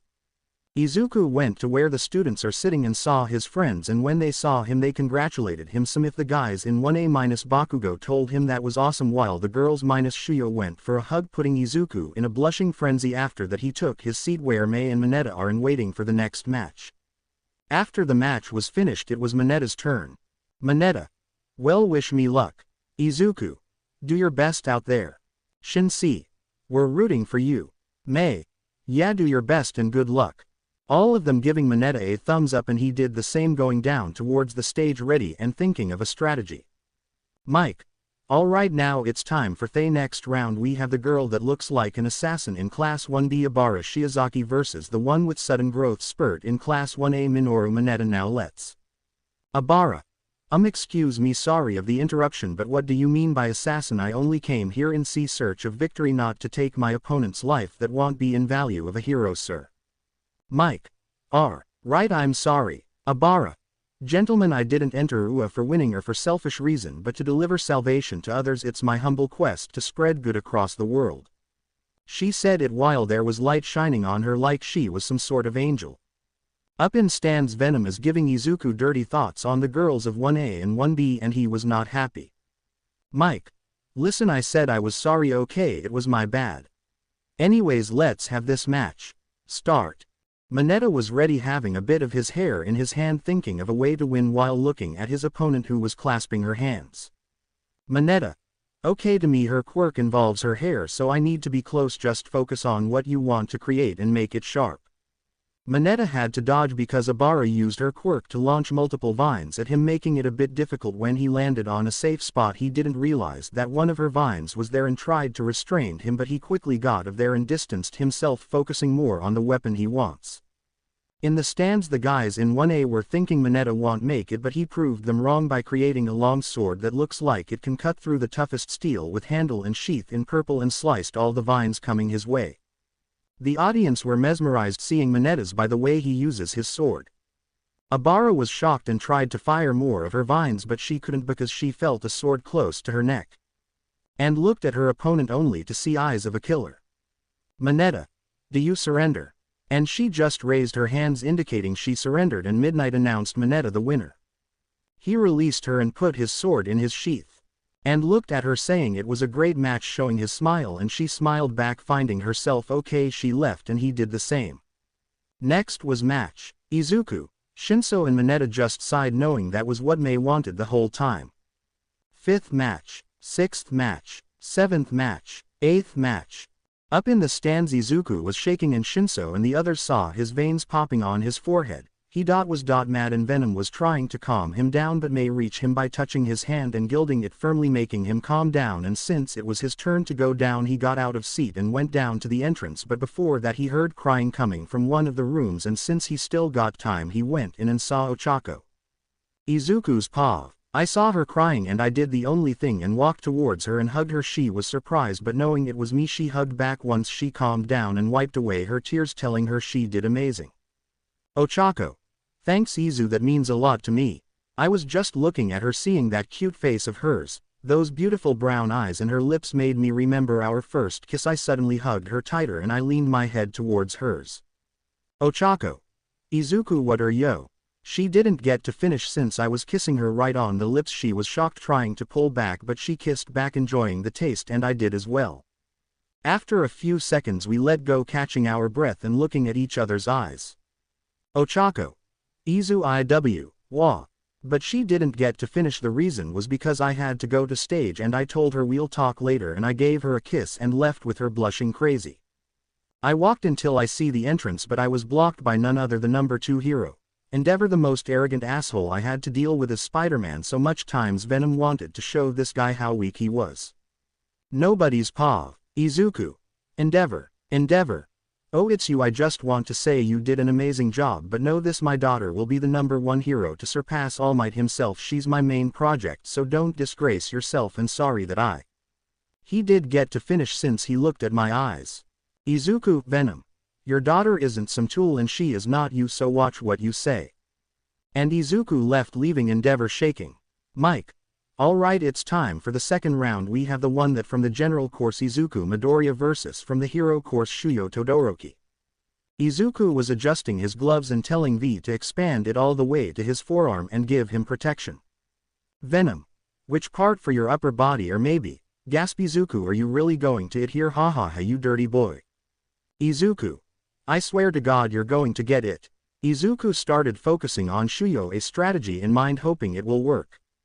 Mike. Alright, let the second round of the first match begin. Nobody's paw. It was time for the match to begin, and Shuyo started off by sending ice towards Izuku, but he was in a stance with his hand out and flicked the ice back at her, making her getting dragged back to the end, but her ice helped her stop, She did another ice attack but Izuku just flicked it off by just using a strong wind pressure. She did again and Izuku just flicked it away but Shuyo created a ice ramp to get close to him and came down creating ice but Izuku dodged it but it started to crawl towards his foot and using his strength more in his fist punched the ice causing massive winds blowing around everyone. Shuyo. I must say that punch was even stronger than the rest and seeing the look my old man is giving really helps. Izuku was looking at her knowing there's got to be a limit for her and her saw her arm shivering and he decided to see if he was right on something but before that she produced a large chunk of ice firing at him and it made him mad. Izuku. Where do you think you're looking? And he blowed off the ice making her push back being surprised by what she saw and what he said next. Izuku. You're shivering there's a limit to how much you can produce your ice and it's giving you frostbite why don't use your left side? Shuyo. Did my father put you through this now I am mad. And she ran towards him but very sluggish and Izuku seeing that ran towards her dodging ice projectiles and punched her in the stomach. Izuku. You haven't given a single bruise you better give me your full power and stop using only half your strength. Shuyo. Why are you going so far to do this? I told you I won't use his power. Izuku. It's your power not his. When she heard that a spark lit inside of her and remembering what her mom said to her she can be her own hero can't remember the scene for that. Her left side was in flames and this gave Izuku a smile on his face. Shuyo. Why are you smiling you're really crazy just to help your opponent but as thanks let's give the audience a show. She said it with smile on her face. And both of them were ready in stance to deal with their finishing blow have the pros, students, teachers and even everyone who was watching on TV. Izuku. V get ready for a major heatwave. Venom. It's a good thing we're heat resistant bitch let's get wild. Using his full power Izuku and Venom were in sync and made a giant leap towards her. Smentos saw the danger and used his quirk since the two might damage themselves and Midnight was also ready to knock them out but the wind was giving her trouble. Izuku. Got to get close. Shuyo. Midoriya thank you. Once that was over there was steam and was very hard to see if both of Izuku and Shuyo lost or either one of them are going to the next round but when steam subsided and what everyone saw was Shuyo Todoroki out of bounds and Izuku Midoriya shirtless and still standing and making most of the females blush. Midnight who was trying to control herself announced Izuku the winner and going to the semifinals making everyone cheering including his friends. Izuku's paw. I was just looking at Shuyo in her unconscious state and walked to her, putting her in my arms bridal style and walking to the infirmary where Recovery Girl is. Time skip. After taking her to Recovery Girl I walked to where all the first-year students will be with a shirt on I came and saw my friends and the other 1A students congratulating me and I smiled and took my seat waiting for the next match until Mineta came towards me. Mineta. Hey Izuku. I looked at him seeing the changes and him showing his skills made me happy and looking at the weapon he still has on made me wonder but I'll think on it later. Izuku. Hey Mineta I guess your match is next. Mineta. Yeah and I'm sure I'm up against Iida, got any advice? I thought about it and told through his ears to make nobody heard, be quick. When he heard that he nodded his head and got out to the waiting room and so did Iida. Nobody's paw. Now it was time for the match between Mineta and Iida both of them ready to give it their all. Mike. Alright it's time for two of 1A's studnets against each other, the battle between Minoru Mineta versus Tenya Iida ready. Start. Mineta's paw. Hearing the signal I got my sword ready. And rushed after Iida knowing him he will finish this. Quickly and was using his quirk and the move he used. During the cavalry battle he rushed behind trying to push me out but in last second I turned and shifted my sword into a gauntlet and using quick movements punched him in the chest which made him stop and gave me enough time to use my quirk and create chains towards him to make him stay in place and this made everyone surprised even my teacher was shocked to see my improvement in just a short time and this led to me being the winner and going to the semifinals after I released Iida formed the chains he congratulated me and we shook on it and left go to the others. When I got there I looked at Izuku, Mei and Shinso giving me a thumbs up even the guys in 1A were congratulating me and I was happy and took my seat. Nobody's paw. While Izuku and his friends were talking he didn't get to see Bakugo leaving since he will have his battle soon. Bakugo. I don't know how but he isn't going to win against me he's nothing but a pebble in my path and I'll make sure of it. He said it with malicious intent, and when he was about to leave he saw Ochako looking at Izuku and he thought of something that will make Izuku know where he stands. Small time skip. It was time for the next match. After that it was the match for Bakugo vs Kirishima. Now it was the semi-finals, 3 of them in the hero course and 1 in the general course. The first semi-final round is Izuku against Mineta, and both of them were in the waiting room until they were ready. Izuku's paw. I was just waiting and strategizing about how to finish this match with every possible scenario, but that had to wait since I heard a knock on the door, and when I opened it I was suddenly pushed back and person came to me and their lips on mine while closing the door. I was shocked and Venom was laughing and the person kissing was Ochako, and I kissed her back enjoying the moment until the door opened again, which caught me and Ochako by surprise, and the person who came in was Mei, and when she saw us she just smiled and towards us and then put her lips on mine, putting Ochako in a state of shock. Nobody's paw. After that happened Ochako wanted to know, so Mei decided to tell her she has feeling for Izuku and loves him. Ochako thought that since she has the same feelings towards Izuku she wanted to be with him, so both the girls decided to share him and they shook on it, leaving Izuku out of it, and just gave him a kiss on both of his cheeks, and they left, leaving him and Venom in the room, and that was when it was time to go to the stage. Now we see Izuku and Mineta facing each other, gloves and sword ready for action. Mike. Alright, now for the first semi-finals match between Minoru Mineta and Izuku Midoriya. Ready. Begin. Both of them rushed at each other, Mineta using his unsheathed his sword to morph into twin gauntlets and punching Izuku, who was now blocking his attacks, and then Izuku found an opening and punched Mineta double in the chin and chest, pushing him back and advancing, but he had to dodge from chains Mineta created at the last second, and using his speed he dodged almost all of Mineta's swings, doing flips sidesteps to get away. When Mineta knew that wasn't going to work he stopped his chain and turned it back into his sword and put it back in his sheath. Izuku saw this and looked at Mineta with confusion, and what he said made everyone shocked, even his classmates. Mineta. I forfeit. And everyone, even Izuku and Venom, did aloud. And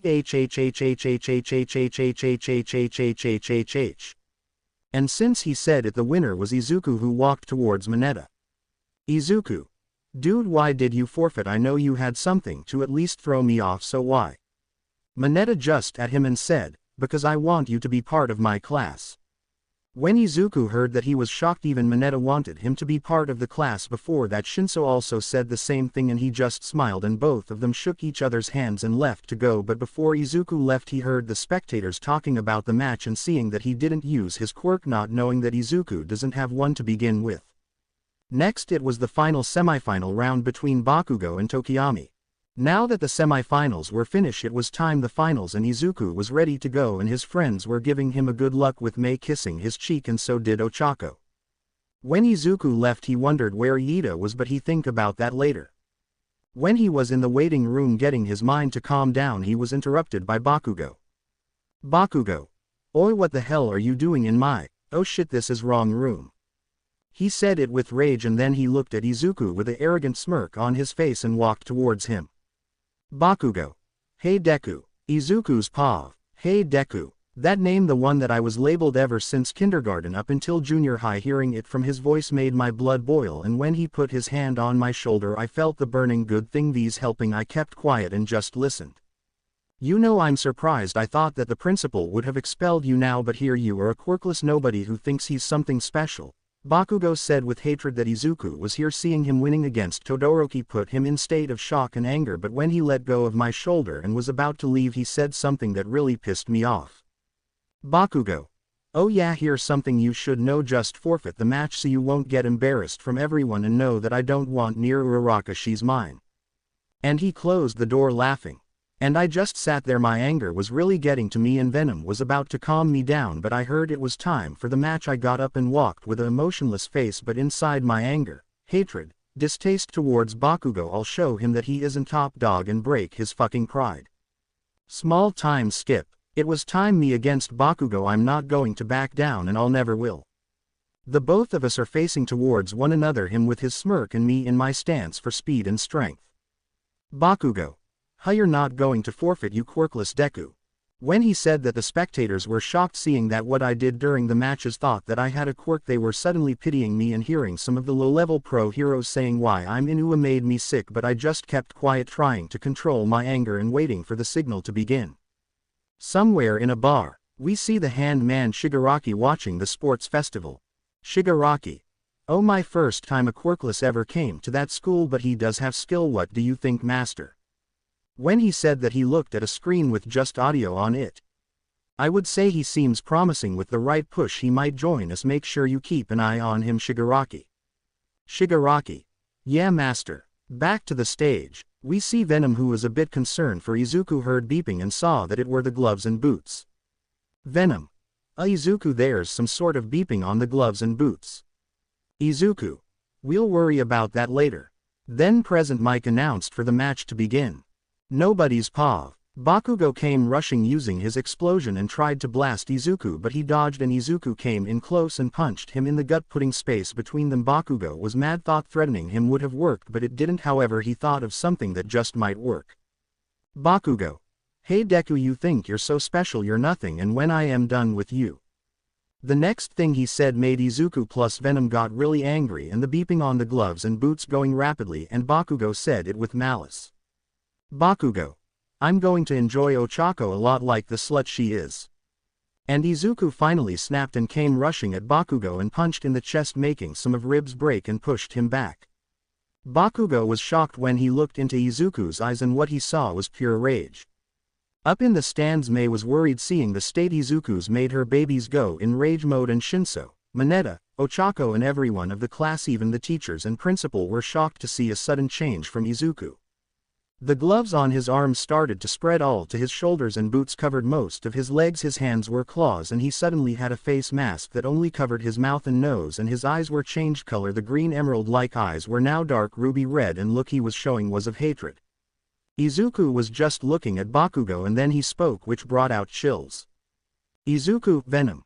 You fucked up big time, Bakugo, and now you'll see what I am capable of. And Izuku was ready along with Venom to put Bakugo in his place. Nobody's paw. Izuku was in pure rage looking at his target, the one person who was responsible for his rage, and he was ready to put him in his place. Bakugo was shocked about the new change in Izuku, and he was livid, getting beaten down those way by him, a quirkless nobody, and in his rage he said something that almost risked his life. Bakugo. So you got this from that pink-haired slut, huh? No wonder you wore it. He didn't get to finish since he got punched in the face by Izuku's fist and was sent towards the white line, but he used his explosion to fire below himself to get himself in the safe zone. But Izuku wasn't done. He raced after him and gave him a drop kick to the back of his head, making him drop on the ground hard. Izuku. You know, when we were young I looked up to, thinking after I got my quirk we could have been great heroes, chuckling. Guess not having quirk meant getting beaten by you. And Izuku put his foot hard on Bakugo's head. Izuku. 10 years I had to deal with your bullshit, suffering from the other kids and you getting special treatment from all the teachers. It really made me sick, but now you feel the pain I had to go through. And Izuku raised his foot and kicked him in the ribs, making some of them crack and causing Bakugo to scream, but Izuku ignored it and raised him up by holding his collar with one hand and punched him in the gut repeatedly.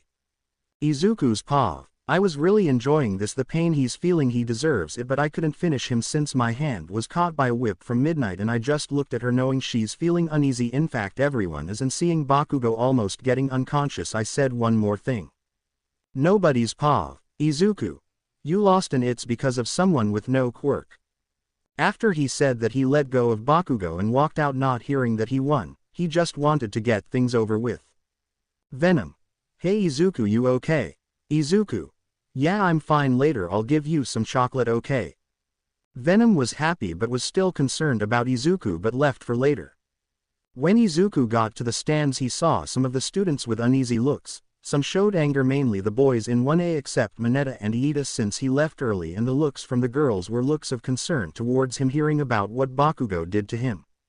Izuku just went to empty seat where he can be alone, and his friends understood his intention and left. Time skip. It was the time to end the sports festival and to give the medals to the students. In third place, sharing it between Fumikage Tokiyami and Minoru Mineta. In second place is Katsuki Bakugo, who's chained after hearing he lost to Izuku. And finally we have Izuku Midoriya, who is crossing arms and showing no emotion after hearing some of the spectators and pro heroes talking about him in a negative way. He just wanted to get this over with. Midnight announced that All Might will be giving out the medals, which made Izuku's eye twitch with annoyance. All Might. I am here giving the medals to the students. When he got to Tokiyami and Mineta, he put the bronze medals on their necks and congratulate their work. Next was Bakugo, and he was not happy, saying he doesn't want the medal and refused to believe he lost to someone that's quirkless, and All Might was having difficulty putting the medal on for him, so he put in his mouth, and finally it was Izuku's turn and All Might put on the medal around his neck, and Izuku just put out his hand and All Might shook it, saying he was proud, but Izuku just nodded. After that it was the end with a shout of plus ultra from the spectators and a "you did a good job" from All Might, ruining the chant. Time skip. Location: Principal's office. We see Izuku sitting in front of Principal Nedzu. Principal Nedzu. Well, Mr. Midoriya, you're wondering why I called you. Izuku. Is it something about me winning the sports festival? Principal Nedzu. You are correct. The reason I brought you in is because of your performance in the festival. The way you showed them your skills even without using a quirk showed me that you have what it takes to be in the hero course. Principal Nedzu was showing the respect Izuku deserves. And Izuku was just bowing his head, thanking him. Principal Nedzu. It's alright, you don't have to bow your head. I've already decided to put you in Class 1A, and I understand that Mr. Bakugo has done things to you that's strictly against the moral code to the school, so I will look into that, and also I have informed the teachers of my decision, so when school opens go to Class 1A. Izuku nodded to him and thanked him, knowing it was time for him to leave. He got out of the office and out of the school towards the gates. He was enjoying himself when he got a call from Mei. Through his earpiece and going to a secluded place, he answered her. Izuku. Hey Mei, what's up? Mei. Hey, just wondering if you can come by my place, we need to discuss some stuff. Izuku. Okay, I'll be there soon. And he ended the call and started walking. Time skip. Location: Mei's house. We see Izuku going inside Mei's house and going down the basement to see her, Shinso and Mineta training, but the difference is that both Mineta and Shinso have on their suits to do vigilante work. Mineta's suit. His suit makes it easier for preventing damage to himself. Shinso's suit. The suit is flexible and strong. Izuku was glad in seeing Mei on the computer. He figured that she will be the one to find out big criminal activities towards villains. Izuku. Hey guys. And they all stopped what they were doing and went to him, giving him a hug and congratulations towards winning the sports festival. Izuku. Well, I'm glad I won, and it is thanks to all of you and the reason why I'm now in Class 1A. Hearing that they were happy, especially Mineta, for having his friend there with him. Shinso. So now that we're all here, how about we do some patrol? Izuku. Sounds like a plan. I'll contact Toga so she'll be with us. Mineta. Yeah, sure. Mei. I'll stay here knowing there will be crimes. I'll let you guys know quick. Izuku. You got it. And after that the boys who were in their vigilante suits are seen up on a building observing, and not long came Toga swinging towards them and landed close to Izuku and closing the distance between them, giving each other a kiss. Shinso. Alright, we know you're gaining a harem and all, but can you do that after we finish our patrol? He and Mineta were trying not to look and focusing. Izuku and Toga released their kiss and understood why they were uncomfortable and decided to finish later, but for now they got ready to jump into action, seeing a car chase. Izuku. May we need you to find the route where the cops are chasing the car. And he got a okay from her, and Izuku looked at his friends. Izuku. Are you guys ready?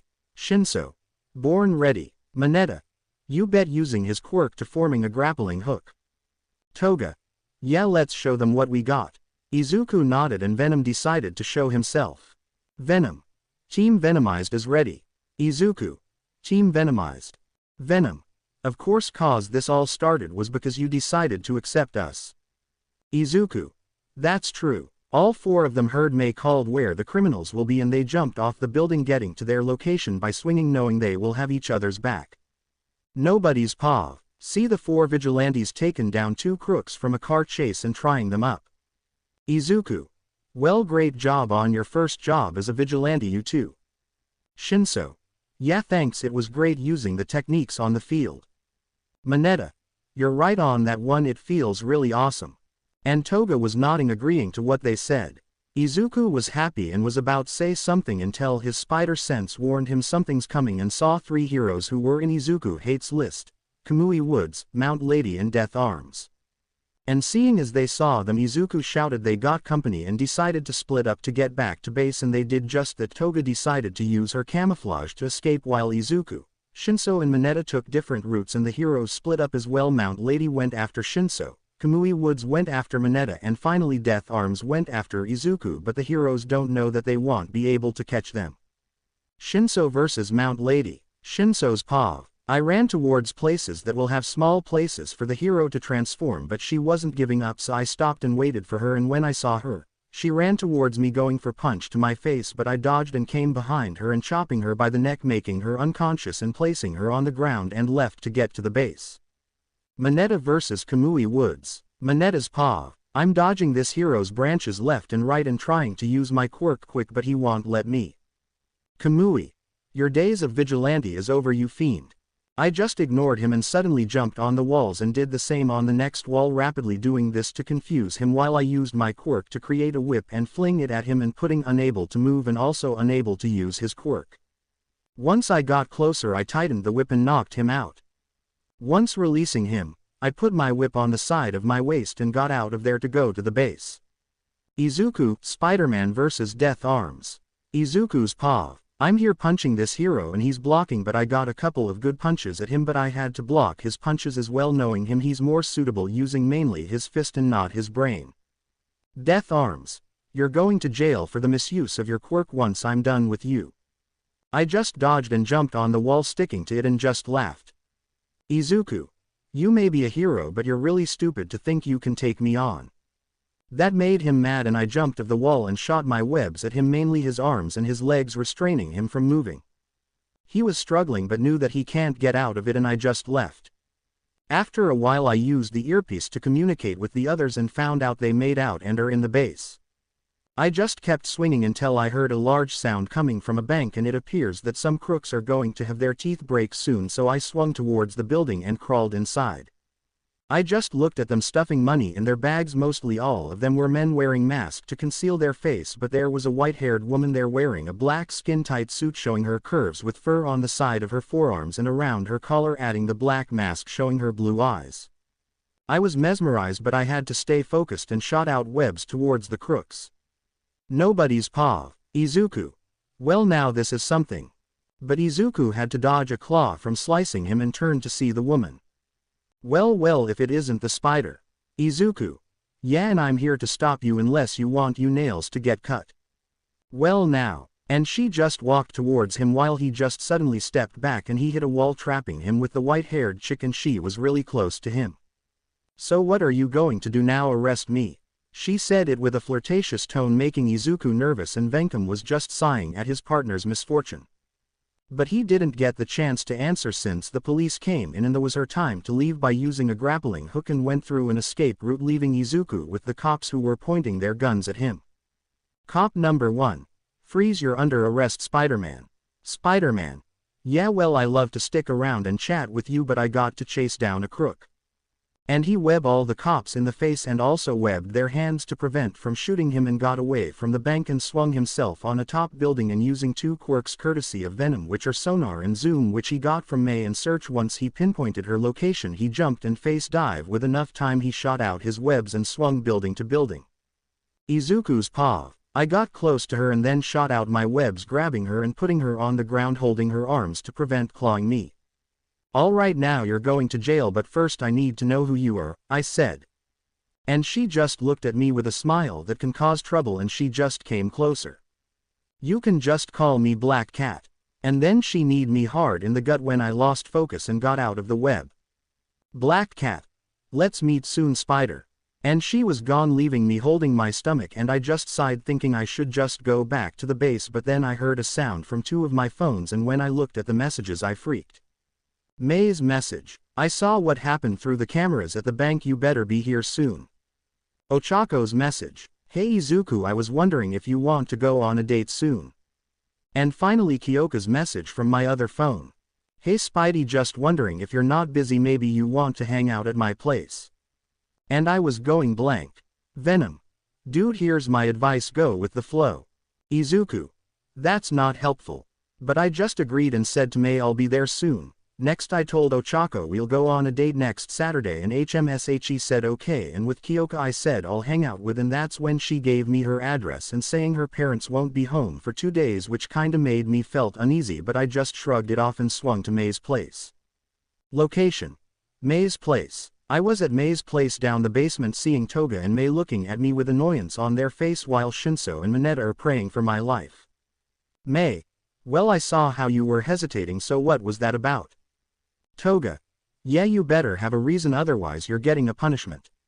I was just sweating and just said something Venom told me through my mind. I told them how she had the upper hand with distracting me and they believed me for now, and that was the time I told them I got to go somewhere to meet one of the girls in class 1A, making Mineta ask who, and just said it was Jiro and he was surprised, and I left them to go. Using my camouflage I swung building to building and found the house where Kyoka lived and went to the window where I saw her on her bed writing something in a book. I deactivating my camouflage and knocked on her window. Once she looked and saw me I just waved at her and she went to the window, opened it and let me in. Nobody's paw. Spider-Man: hey there, I just wanted to stop by to see one of my fans. He said it while looking at Jiro, who was trying to hold in her excitement to see him in her room. And Izuku was looking around seeing posters of popular singers, their band name and seeing many instruments. Spider-Man: so I take it you're a musician, huh? He said with a teasing tone, making her blush.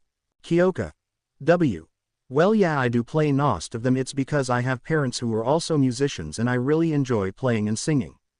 Izuku just nodded and smiled under his mask, finding her quite cute about her hobby, and just rested on her bed and asked her if she could play a song for him, and she quickly agreed. Going through the book Izuku saw her writing, found a song.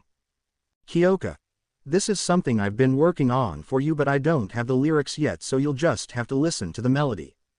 And Izuku just nodded, waiting to hear it, and so did Venom, and when Kyoka got her guitar she started to play.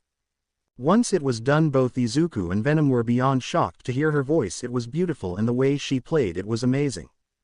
Izuku: that was awesome. When she heard that she blushed and said thanks while twirling one of her earlobe jacks.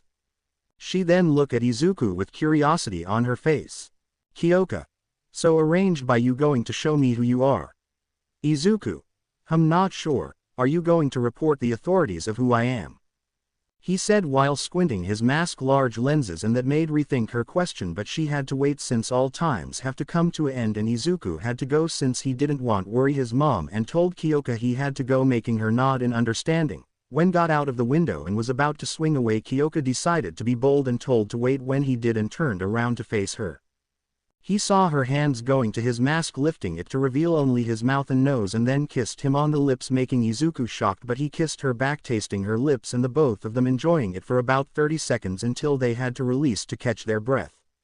Izuku with his mouth smiled at her, leaving her blushing to see his charming smile. Izuku: I'll see you later, just know the spectacular Spider-Man will always be there to lend a helping hand. And he slingshot himself out, and after that Kyoka went to lay down on her bed and looking the song she made. Noticing there wasn't any title, she suddenly thought of one thanks to her hero and wrote it down. Then she went to bed smiling and dreaming of her hero. On the page the title says, The Spectacular Spider-Man. Izuku's Pog. It was time to go back to school, which means going to a different class course, the hero course. To me this was my dream from the beginning, and now it's come true, but I'm not the same kid that was always being picked on. I'm different, making friends. Creating a team with them, having a relationship with more than one girl is surprising, but I'll get through with it, and to make sure I can be the hero I was meant to be with help of my friends. Venom. You know I love you and all, but you got to keep down the dialogue a bit. Oh ha ha ha, I said to him, but I decided to focus on walking towards Ua and going to my new class. It was not long after I made it to the door that looks really big, and I opened it to see the faces of all the Class 1A students talking, but when they saw me, some of them came walking towards me asking me how I was amazing during the sports festival and congratulating me, and that was when Ochako came and gave me a hug, making the others shocked. But what was even more shocking is when their literal ice queen Shuyo Todoroki came and hugged my arm, incoming it between her breast, and that made Ochako glared at her, and Shuyo just gave her an emotionless stare, and the tension made it very uncomfortable. So I had to do something, but I didn't need, since the teacher showed himself and told everyone to sit down. Aizawa. Now that you're all quiet, I have an announcement. We have a student who is here from the general class to be in the class 1A since he won the sports festival and the principal agreeing he will be joining us. And that made most of them looking at me, but I was focused on what the teacher will say next. But I had to look at one of the students, Tenya Iida. After hearing about his brother getting attacked from the hero killer, I was mad. Not being able to save him made me sick in my stomach, and I had to find that psychopath before he kills any more heroes. But Aizawa-sensei said something about having hero names which made some of them excited, and that was when Midnight-sensei came in, since she will check to see which names are better suited for us, and giving us a black drawing board and a marker to put our hero names. One by one each student said their hero names, and some of them explaining why they chose it. Next was Mineta's turn, and the others were wondering what name he will choose, and what he wrote was this: Mineta, the weapon hero. Ninja and Midnight approved, and the others did as well. Now it was my turn. I walked towards the front of the class, and my hero that I chose might reveal my secret identity. Venom.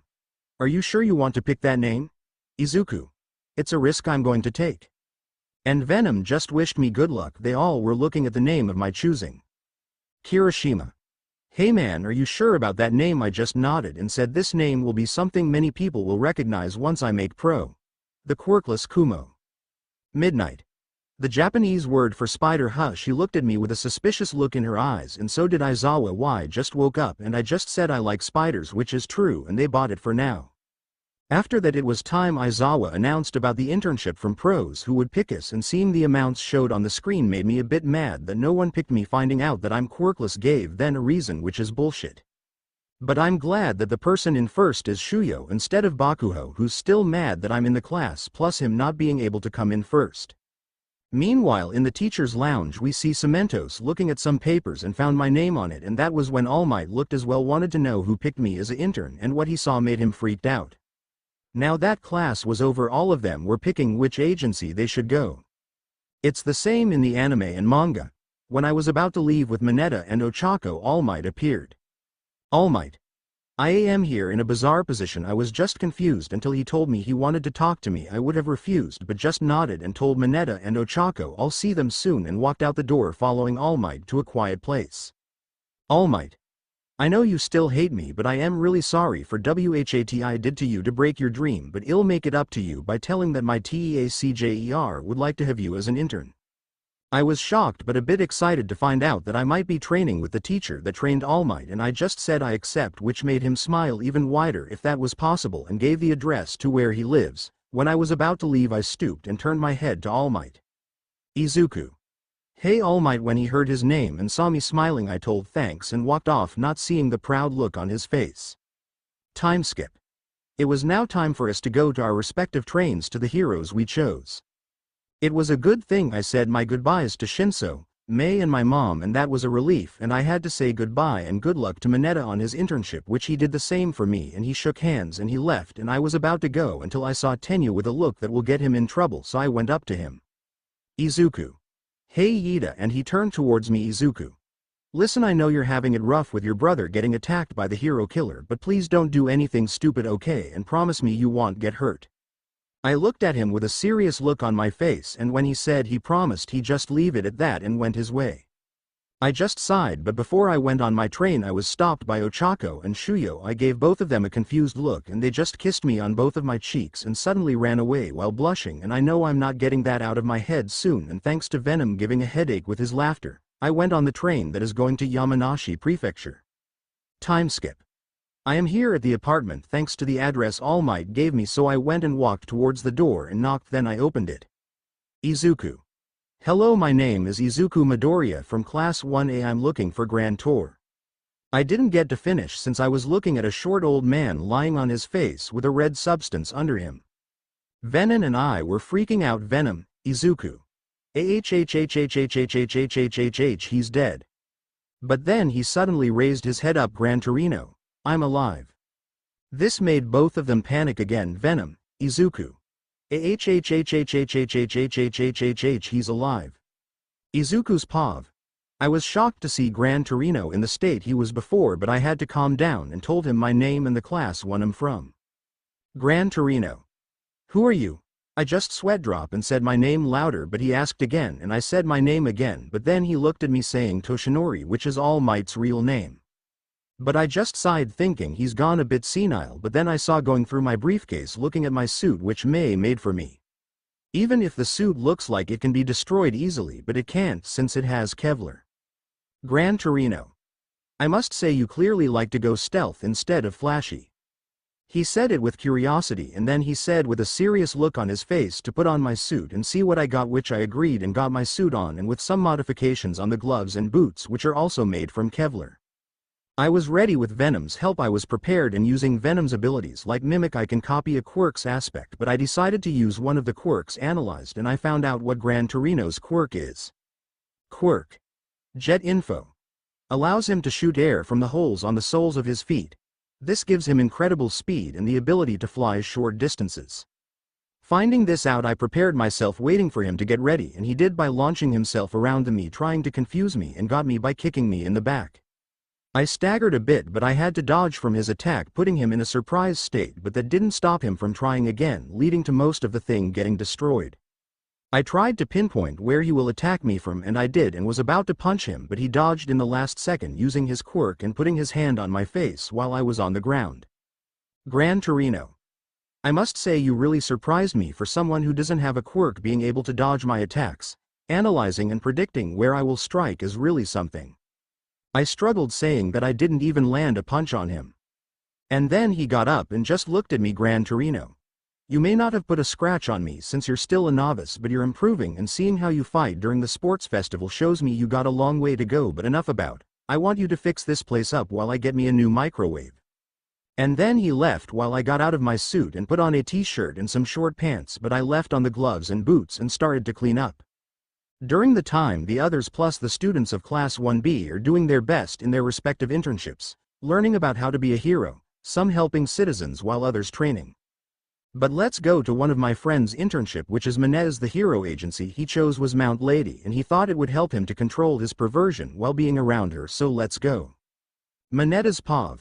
I'm here in the agency where Mount Lady works, and well, I find it hard to believe that this heroine wants help to clean her place. She was going on about how heroes this and that while reading a magazine, but I was just ignoring her and quickly finishing the cleaning. When I was done, I got out of my cleaning wear and went to my briefcase to get my hero suit, courtesy of May, who created the suit. Was very ninja-like, with my vigilante suit being pure black. My hero suit is black and purple without any hoodie, since I need to use my quirk and create weapons on the fly, so I put it on and looked at myself, and I got to admit, if it wasn't for Izuku, May, Shinso and Venom, I wouldn't be this fit. I looked at Mount Lady asking her if there's a training ground, and she said yes and gave the directions, and I left and went. After that I started to create kunais for target practice, my katana to practice my stance and strikes, and I started to create weapons that I might need to practice if I'm outmatched against a villain. And almost all the heroes and heroines who were at the agency saw me and how I trained, making impressed.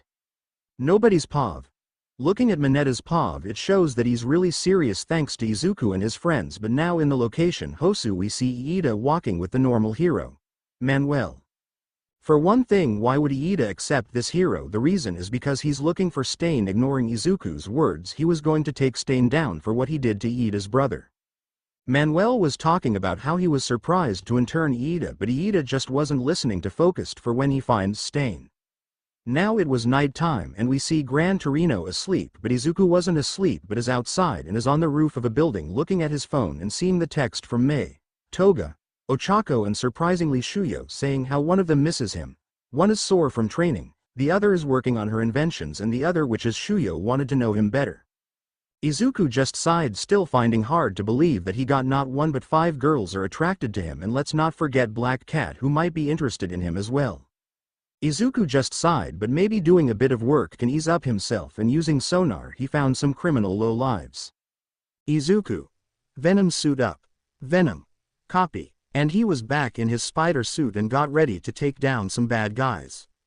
Meanwhile, we see the hero killer Stain walking out of a portal by the mist Kurogiri and jumped from building to building, leaving Kurogiri alone. He also left to go back to an unknown building. Nobody's POV. It's morning and we see Izuku and Gran Torino in the living room talking about how Gran Torino trained All Might and he trained him to get accustomed to his quirk, which made Izuku laugh a bit hearing how All Might got his ass handed to him and then many times All Might had deal with drawback. After that it was time to get something to eat, which was taiyaki, which is Gran Torino's favorite food. After that Gran Torino told Izuku that they were going on patrol later in the night to go by train.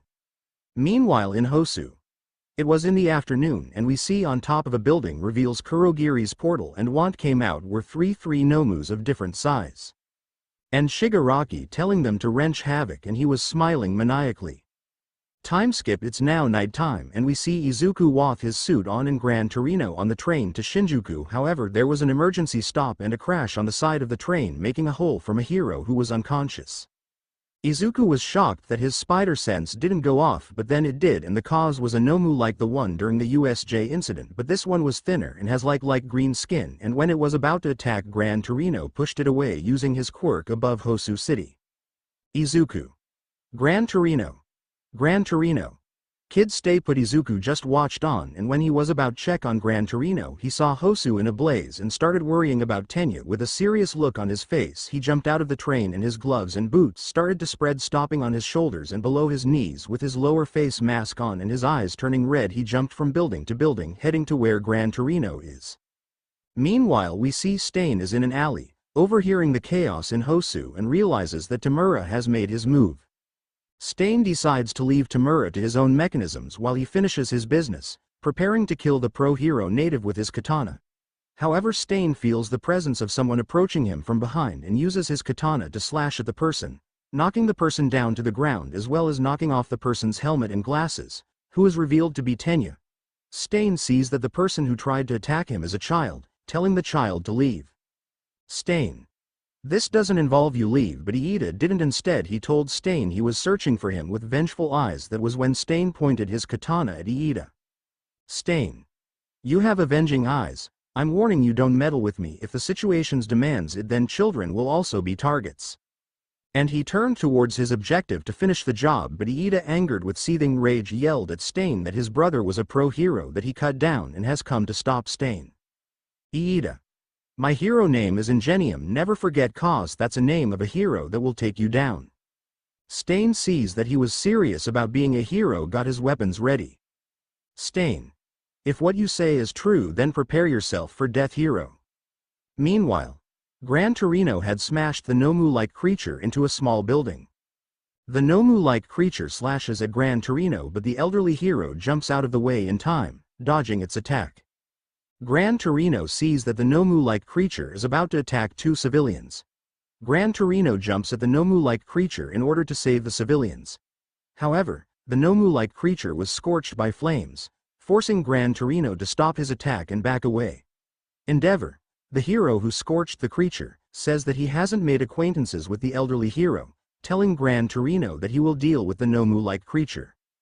Not too long we Izuku arriving in Hosu and seeing the pro-heroes fighting against the two Nomus, but what had him confused is that Tenya's not on the fight, which he quickly found out that the reason he came in Hosu was to find and hunt down Stain, and that really made Izuku mad. He left the battlefield and searched for Tenya and hopes he finds him quick. On top of a building, Tamura praises the three Nomu for their destruction.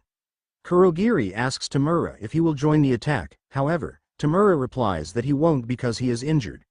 Tamura says that when dawn breaks the world will forget about Stain. Meanwhile the battle between Stain and Tenya begins. Tenya uses a high-speed kick, only to be dodged by the hero killer.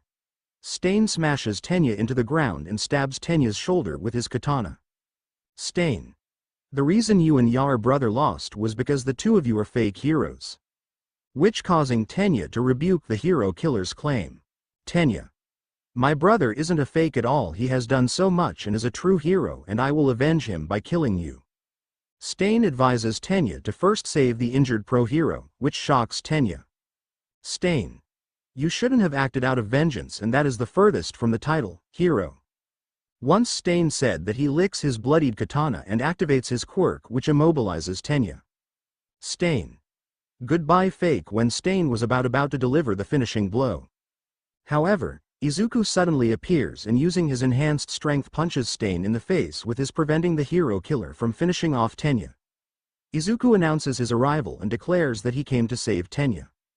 Izuku.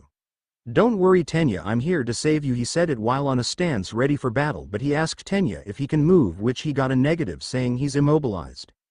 Izuku's pav. I focused my sight on Stain getting up and he just said he was impressed with my efforts. Stain. I must say that was something, but don't get in my way, he needs to die, so what will you do?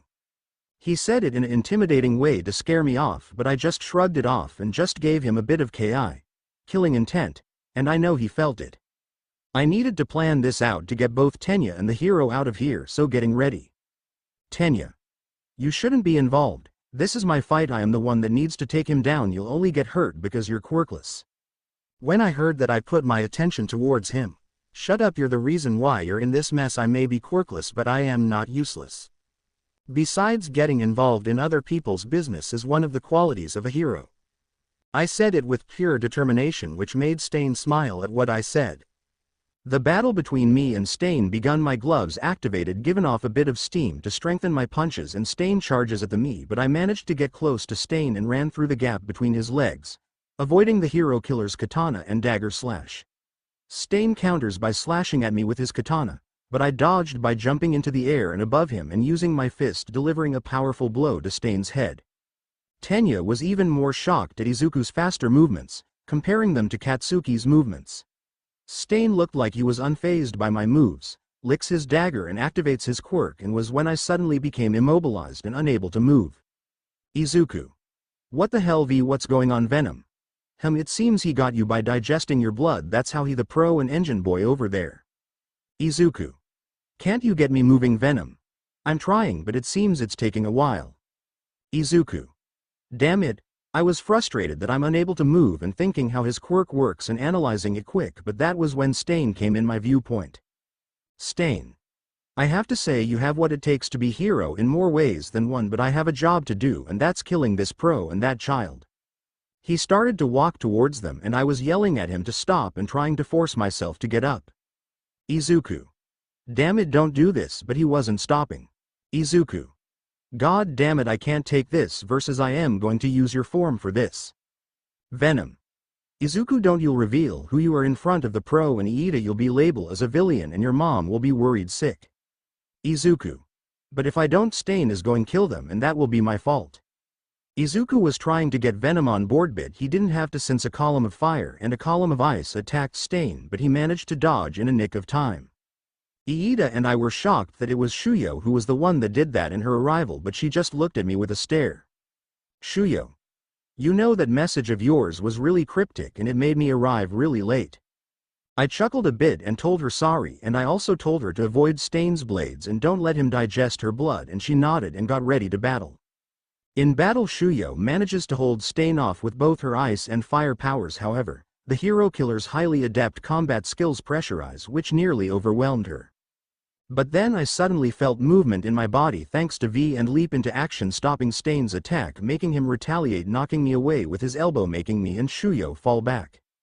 Me and Shuyo figured out that he needs blood for his quirk to work, and finding out the blood type and Stain told they were correct. I looked at him, my blood boiling with rage, and I looked at Shuyo and she looked back. Izuku. Shuyo, I need to watch over Tenya and Native, I'll take care of Stain and finish this. She was about to retort, but with one look in my eyes she just nodded, and I came to her and kissed on her forehead, and getting the message she stepped back. I turned my attention to Stain and he got his katana ready. Stain.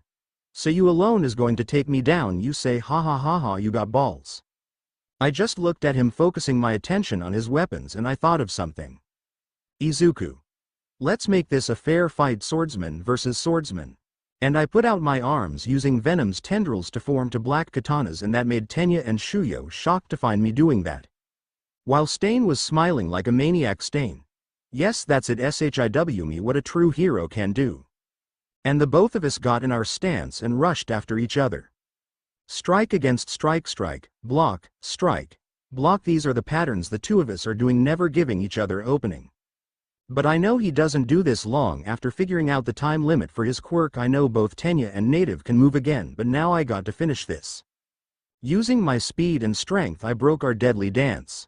of strikes and used one of my katanas to break his, but he dodged from my other katana just in time. But I wasn't giving up, increasing my speed even more. I was close to him and used the base of my sword in his gut, making him feel the pain. I then used my knee and drive it up to his chin, pushing him up in the air. But I wasn't done jumping up in the air. I then drove my fist really hard all over his body and finished it towards his face, making go down with a thud, rendering him unconscious. After that I removed his weapons and found wires to capture him. Then I put him over my shoulders and I looked towards the three who were shocked, and I just went to them with my blades in a X shape on my back. Shuyo was the first to say something. Shuyo. Okay, explain to us, what was that just now? I just said I'll tell them later, but for now we should go and get an ambulance, and they agreed. While we were walking, Tenya wanted to apologize and I just said it's okay, but then I told him his brother wouldn't have wanted him to go down this path, and he realized his mistake and promised he will become a better hero. That made me smile and also put a small smile on Shoyo's face as well. But then I suddenly had an aura covered me and I looked at Tenya with a smile which made him shake. Abbott. Izuku. But you did promise me that you wouldn't get in trouble for that. You're getting a punishment. Tenya was scared, but I just laughed and said I was joking, making him sigh in relief. Nobody's pav. Meanwhile, in another battlefield, the Nomu-like creature absorbs and releases Endeavor's flames, but Endeavor mocks the creature's quirk and pitiful attempt. However, Gran Torino tells Endeavor to be aware of the Nomu-like creature as it possesses multiple quirks. The Nomu-like creature prepares to attack Endeavor with a ton-like quirk. Suddenly, Gran Torino propels himself at a great speed and smashes down into the Nomu-like creature, defeating it. Endeavor decides to let his sidekicks restrain the Nomu-like creature and tells Gran Torino to go to the address that he will give him, as he goes to help the other heroes who are fighting the two remaining Nomu. Once there, Endeavor timely saves one female hero as being crushed by a muscular Nomu, attacking him with a powerful flaming punch. He takes note of the Nomu regenerative abilities. In his next attack, Endeavor grabs the Nomu's head and completely burns it away, turning his red flames into blue, so that the carbonized cells can't regenerate. The flying Nomu starts to flee with a defeated pro hero in its claws. Endeavor urges the other pros to support Gran Torino while he pursues the creature. The number 2 hero is careful to strike its head using a flaming lance. The Nomu releases its grip on the pro and Endeavor catches him. He watches the injured Nomu fly away and claims that it won't get far. Meanwhile we see Izuku with Stain on his shoulder, Native, Shuyo and Tenya leaving the alley, and that was when Gran Torino came. Thanks to the address from Endeavor propelled himself at Izuku, which he put down. Stain just in time had to block a kick from him. Gran Torino. I told you to stay put, kid. But he sighed in relief that Izuku is okay along with the group a part of it, and not long after the heroes that Endeavor sent there arrived, who were surprised to see that they have defeated and captured Stain. Tenya apologizes for his unheroic actions with Izuku said don't worry about it. Then Shuyo tells Tenya to pull himself together because he is the class president, with Tenya complying. Suddenly, the winged Nomu-like creature appears in the sky. Gran Torino sees the winged Nomu-like creature above and commands everyone to duck.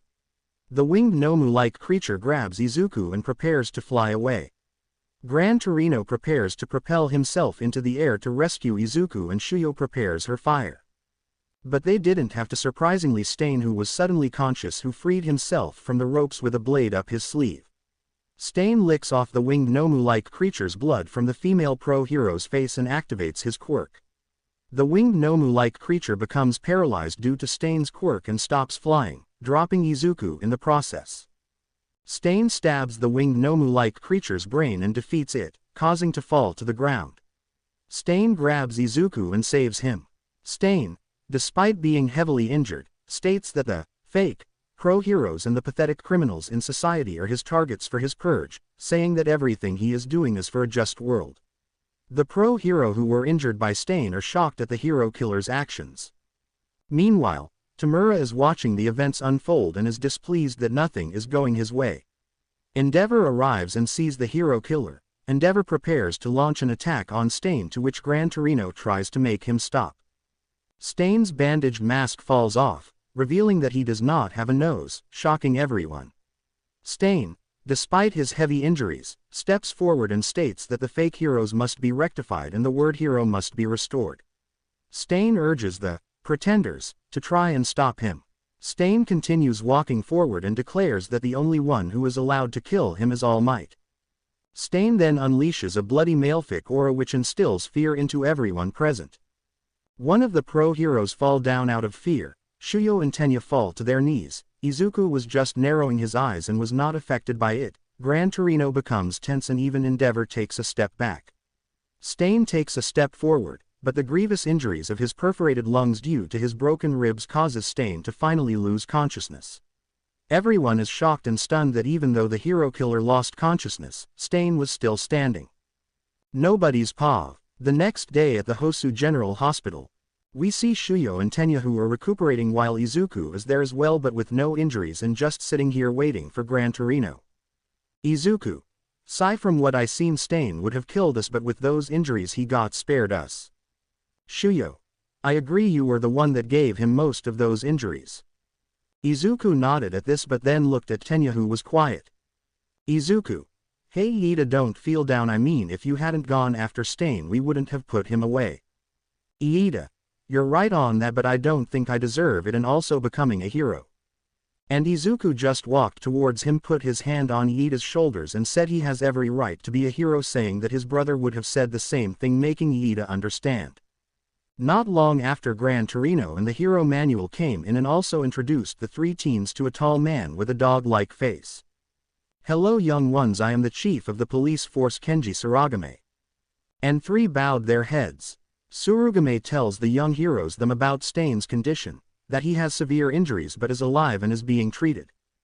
He then begins to tell them that since the appearance of quirks the police refused to use quirk users in the police force out of fear that quirks would be used as weapons, and that was why heroes were rose up to fill that position, but only if they followed strict rules and morals, as even young heroes like them that aren't ready to take such roles may harm other with their quirks if they aren't with their guardians or supervisors. Even if it was the hero killer, it would still consider breaking the law, as such, because they were not with their supervisors during yesterday's incident. Suragame tells them that they and their guardians Manuel, Endeavor and Gran Torino must receive punishment for breaking the law. Shuyo was furious and was about to shout at him but she didn't get the chance since she, including everyone, felt a deadly presence and they all looked at Izuku whose eyes were red and with a pissed off look. Izuku. What you're saying is some real bullshit. If me and Shuyo hadn't taken action, Iida and Native would have been killed by Stain. Oh, and let's not forget you can't really punish since I'm quirkless. Izuku said that, which left Kenji shocked that he was the one that not only took down Stain but is also quirkless. But Gran Torino came to Izuku and tried to calm him down, so did Tenya. The chief police coughed and said that was his own opinion on the matter, trying to calm his nervousness. And he also said they would have been punished had it been an official disclosure. Since there were not enough witnesses to report the incident regarding Stain, Suragame states that he will cover up the incident, but as a result of Izuku, Shuyo and Tenya will not get any recognition for their valiant efforts. Suragame admits that he is covering up the story because didn't want the young heroes to get into trouble. Shuyo and Tenya thanked the chief of police while Izuku said he should have said that from the beginning. Suragame. You three have a promising future awaiting you all. And Suragame gave them a bow for their heroic actions and thanked them for keeping the peace. The next day begins. The news of Stain's defeat and arrest spreads like wildfire throughout Japan. At the League of Villains hideout, Tamura reads the newspaper. However, the newspaper mainly publishes Stain's feats and that his name will go down in history while the news on the Nomu is undermined. Angry that Stain is all over the news, Tamura crumbles up the newspaper, dissatisfied that his plan to undermine Stain and make the world forget about him failed. Tamura is annoyed by the fact that the world will never forget about Stain and that his efforts were undermined. Elsewhere, Katsuki thinks heavily about the incident, to which Best Jeanist admits that he is also thinking about it. He informs Katsuki and his sidekicks that they must stay calm and decides to take it easy. Eijiro and Tetsu are preparing to meet with fourth kind. Momo, Itsuka, and Uwabami work on a demo commercial before heading out to patrol. Ochako calls Izuku and is relieved that he, Shuyo and Tenya are alright. Izuku. Hey Ochako, look, I'm sorry that we won't get out dates soon. Ochako. It's okay, we might not get one because we're training to be heroes, so let's focus on that first, okay? Izuku. Okay, but when I see you again, I'm giving you a treat, sweet thing. And Izuku hanged up, leaving Ochako flustered and getting teased by Gunhead, but she calmed herself and started her training with him. Meanwhile in UA's teacher's lounge, we see present Mike, Eraserhead and All Might in his small form talking Intel. A phone call is here, being repeated from All Might's phone, and when he answered he shot out of his seat and getting nervous. All Might. A Gran Torino, sir. Gran Torino. That student of yours caused me trouble, you know. Thanks to him I'm having my license suspended for 6 months, but I like to thank you for bringing him to me. Even though he's quirkless, he's got a lot of potential. All Might. Yes, and you're welcome. Gran. But there's a reason why in calling you that, Stain fellow. He has the same identical ideology as you do, which can inspire people. All Might. Yeah, you're right. Gran. I fear that if Stain's backstory and ideology is revealed to the public, it will inspire villains to rise up, and the League of Villains will take all the credit, since the public views the League of Villains as a group that follows Stain's ideology, which will cause new villains to join the alliance. Thus evil will grow, and not only I that believe that an old enemy will use Stain's backstory to remove obstacles in his path. Gran Torino hypothesizes that the old enemy, the villain who killed All Might's predecessor and gave All Might his scars, All for One, has returned. All Might is shocked that All for One has probably returned, not wanting to believe it. Gran. From what I seen from this kid, I think he's better suited for One for All. All Might. I agree, but he refused, but I think he might reconsider, or you might have to find someone else who can be the candidate for it. Gran. Sigh. Well, it's up to you to decide. See you later. All Might. Yeah, see you later. And Gran Torino ended the call. 2 days later, Stain's backstory is spreading throughout Japan and has become the main topic. In a hostess bar, 2 men are talking. A large man states that crime has taken a turn for the worse ever since All Might appeared, and decides that he might retire. However, Kagero Okuda, better known as Jiren, tells the large man to hold off his retirement. He shows the large man a video detailing Stain's backstory and his last stand before being arrested. Jiren says that Stain's attitude before falling unconscious will inspire hundreds of people, including many criminals as well as himself. Jiren. From what I'm seeing, many new villains will show up and unite with the organization that Stain was believed to be a part of, the League of Villains. I'm not going to write down the scenes for the other students. Watch the anime or read the manga to find out. At the end of the week, workplace training comes to an end. Outside Gran Torino's apartment, Izuku thanks Gran Torino for looking after him and training him. Gran. No problem, kid. And just before Izuku left, Gran Torino shout out to him. Gran.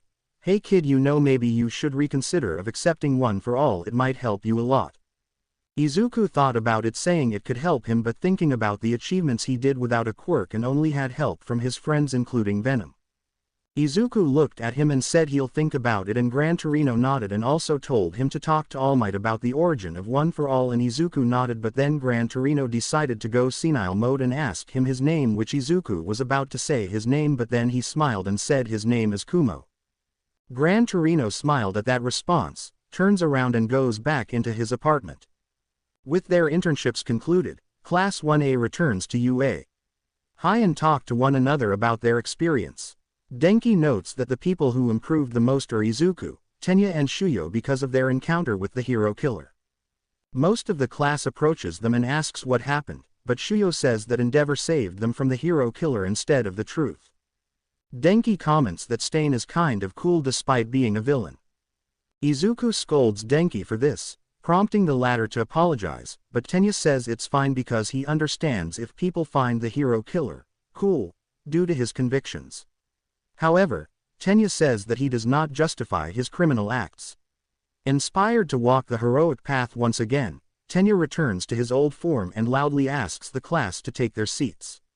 Everyone is annoyed by Tenya's loud antics, but Izuku just smiled seeing him returning to the path of heroism.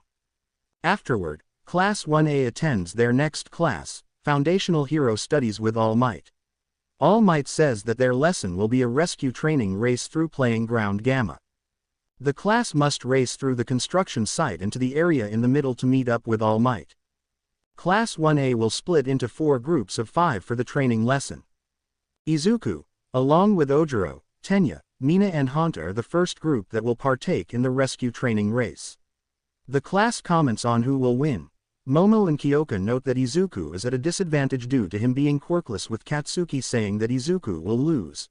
Others think that Tenya, Ojiro, Zero and Mina all have an equal chance at winning, but Mineta and Ochako says Izuku have what it takes to win while the others doubt it except Shuyo. When the race was about to start, Izuku thought of dissing Bakugo, which made him smile a bit.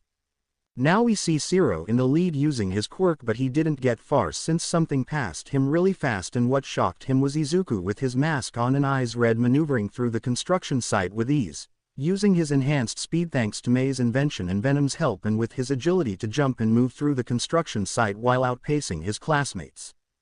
All Might, Shuyo and Ochako take note of his extraordinary movements, and Mineta was smiling at his friend while the rest of the class are surprised by Izuku's skills and had one thought: how is he doing this, isn't he quirkless? But Katsuki was shocked that Izuku's movements in combat have become similar to his own, angry that Izuku was copying and improving while he was doing nothing at all, made pissed.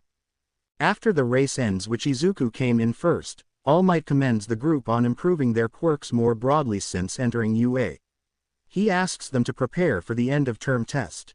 All Might approached Izuku. All Might, I must say you really are something, young man. Izuku, thanks All Might, but I need to talk to you about your quirk.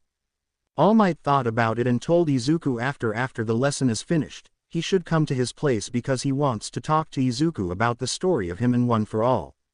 Foundational hero studies ended and Izuku changes into his school uniform, seeing that he's the only one here, but that all changed since the door of the boys' changing room opened, and when Izuku turned he saw Ochako and Shuyo, who locked the door. Izuku, girls, is there something you need? Venom, they want your seed, you virgin ass.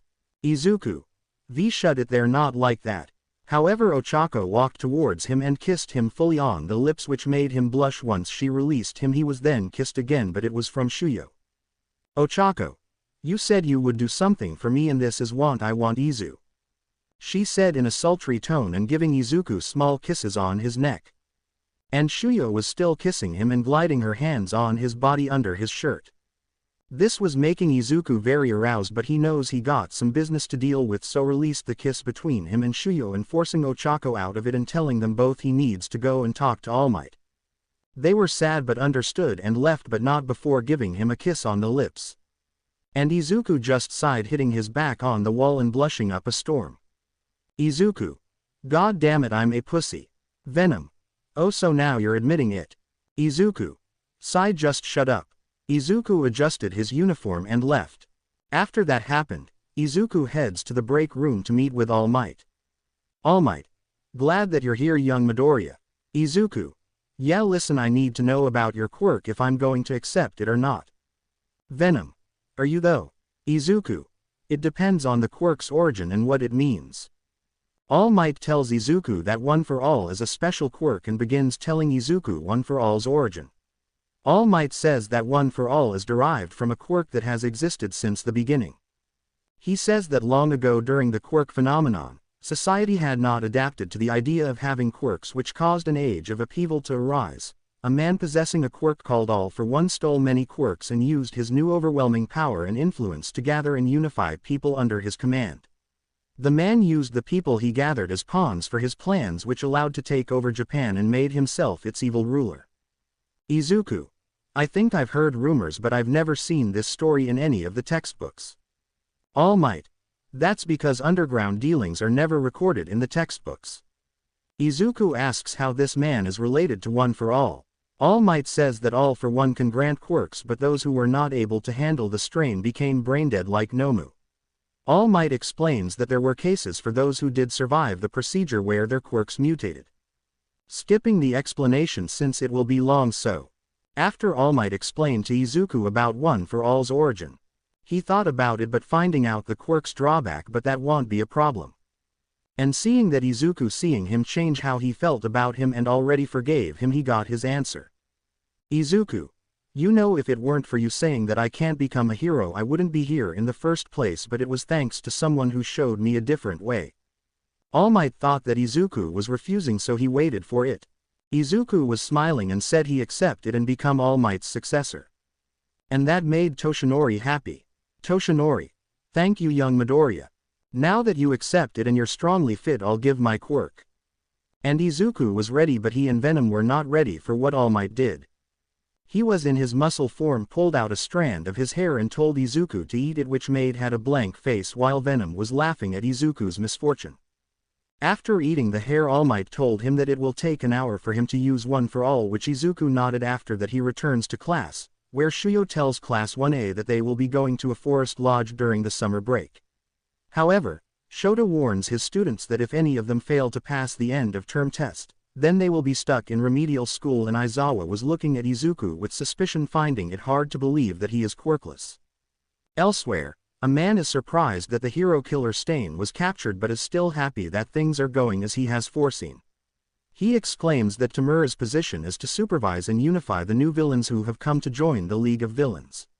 The man's doctor expresses doubt if Tamura can do his job and says that if the man stepped in, things would be proceeding faster. The man asks the doctor to patch him up faster. The man reveals himself to be Tamura's sensei or All for One and says that he will let Tamura do all the hard work so that he may become his successor, as Tamura was born to do so. All for One. Rejoice in this transient peace while you still can, All Might. Nobody's paw. Time has passed since the end of the workplace training. It was now the final week of June and there is 1 week left until the end of term test. In Class 1A everyone is talking about the end of term test. Denki and Mina admit that they have not been studying due to the many events that have taken place throughout the semester, to which Tokiyami agrees. Sato notes that the end of term test will be more difficult than the midterm tests. Mineta remarks that there is also an exercise test, saying that it will be tough trying to ease their pain, but it wasn't working. Mina and Denki were looking at him with annoyance. Izuku, who placed 4th, encourages Denki and Mina to do their best because he wants to go to the forest lodge with them. Tenya, who placed 2nd, also encourages them, while Shuyo, who placed 5th, remarks that if he had just attended classes normally then he would not have such low grades, to which Denki asks Shuyo to mind her words. Meanwhile, Momo, who has the highest grades in the class overall, says that she can help them with studying, although she is not confident about the exercise test. Ojiro, Kyoka and Shiro ask for her guidance, which makes Momo blush with pride and gratefully decides to help them. Hiroshima notes that Momo is being virtuous, to which Bakugo angrily reminds him that he is also virtuous, saying that he will tutor him until he bleeds since he has the 3rd highest grade in the class. In the lunchroom we see Izuku, Tenya, Shuyo, Ochako, Tsuyu, Toru, Mineta eating at a table discussing how they will perform in the end-of-term test, finding it they will have no problem with the written test but finding the practical test a bit challenging since they don't know what it is about.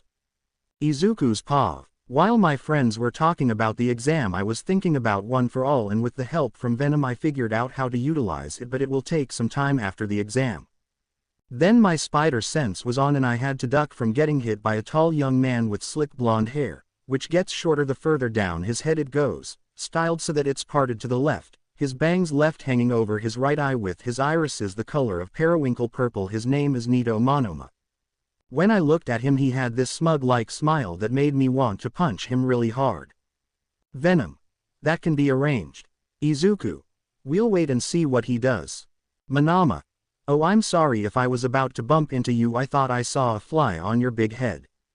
I just looked at him with an annoyed look. Same goes for Mineta and Shuyo. But Monoma just ignored that and looked towards me. Shuyo and Tenya saying how encountered the stain which caused 1A's popularity to rise even more. Monoma. You may have risen in popularity but Class 1B might get into danger cause of you all and it will be scary and we'll blame you for getting us hurt. He said sarcastically, and that made my eye color turn red and my anger was going out of control, but before I did something drastic Monoma got hit in the back of his neck by Itsuka Kendo, the big sister of Class 1B, who was busy reprimanding Monoma for making fun of us about the stain incident and apologizing for his behavior. I got up from my seat, my eyes are still red, and I walked towards her looking her eyes and she did the same, and then I said it's okay and out put my hand for a handshake, which she did. Kendo. Oh, I'm sorry for listening to your conversation, but from what I've heard the exercise test is a battle simulation fighting against robots just like the entrance exam. I was shocked that she has knowledge about the exercise test, to which Itsuka says that she gained the knowledge an upperclassman. On the floor, Nito criticizes Itsuka for revealing the knowledge on the exercise test, as he wanted to use that hidden knowledge to forestall Class 1A and defeat them. Itsuka drags Nito away and hits him again, reminding Nito that they don't detest us. Back in class, I revealed the content of the exercise test to the class, much to Denki and Mina's happiness. Mezzo Shoji notes that they are happy because they do not have to adjust their quirks for real-life opponents. Katsuki says that he does not care about who he will be fighting in the exercise test since he will just blow them away. Still angry, Katsuki confronts me while I was putting on a blank look, saying that I was starting to get on his nerves. Ochako wonders if Katsuki is referring to my recent movements during the foundational hero studies, which made me laugh on the inside. Katsuki: listen here Deku, I don't want that same crappy result like in the sports festival. This test is to determine who's the better man by their grades. Katsuki then remarks that he will show the power gap between them and defeat me, which just made me sigh, not knowing the power gap between his and me was already large to begin with. Seething with rage, he also said that he will defeat Shuyo as well. Katsuki angrily walks out. Eijiro notes that Katsuki has not been agitated in a while, to which Fumikage says that Katsuki's animosity is getting the better of him. While Katsuki walks through the corridor, Shuyo thought that Katsuki has become worse. Nobody's pav. Throughout the final week all the students of Class 1A studied hard, and when it was time to do the test and finish they all passed. The next day was the time for the exercise. We see 1A outside with the UA students. During that time Principal Nedzu, who was inside Aizawa's scarf, and explained the changes for the test. After that all students, with each having a pair, were fighting against the teachers to get experience. It was followed Shuyo and Momo versus Aizawa sensei. Next was Izuku and Mineta, who both high-five each other, and they were up against All Might, telling them to be prepared, but they weren't showing fear. Instead they showed excitement and had their hands on their respected weapons. The next teams were Fumikage and Tsuyu versus Ectoplasm, Bakugo and Shiro versus Midnight, Kyoka and Koji versus Present Mike, Denki and Mina versus Nedzu, Kirishima and Sato versus Smentos, Tenya and Ojirio versus Powerloader, Ochako and Yuga versus 13, Mezu and Toru versus Snipe. Nobody's pav. It was time for both Izuku and Mineta to try and win. Both of them have their weapons ready and talked about the strategy they should use while walking towards the site. During that time Izuku told Mineta via mind link about having All Might's quirk, and Mineta understood. Now we see them walking cautiously, readying in their weapons. Izuku: stay alert and don't lose focus. Mineta: got it. They waited until Izuku's spider sense was on and had to dodge while grabbing Mineta from getting crushed by All Might. All Might: I must say heroes, you surprised me, but that won't be enough. And All Might came rushing at them. Izuku told Mineta to get to higher ground and told him what to do, and he nodded and left, leaving Izuku, who got his gloves ready and steaming, rushed after All Might, and both of their punches connected, causing shockwaves. Izuku was smiling at All Might and he was confused why, until he felt something on his wrist and saw purple-like chains. Izuku backed away from All Might and Mineta decided to join in, telling Izuku he was done, and Izuku nodded, but their victory ended because All Might broke out of the chains, which made Mineta shocked, knowing his quirk would have stuck All Might in place. All Might then came after them and using his speed got close and punched both of them in the gut and making them pushed back really far. All Might: I guess you should have held back a bit, but I have to play the role of a villain. Meanwhile, Izuku and Mineta are in a building taking breath from the punch they got. Mineta: geez, I know he's strong, but this is overkill. Izuku thought of a plan and looked at Mineta. Izuku: Mineta, listen, in going to see if I can use my quirk and I'll need your help, okay?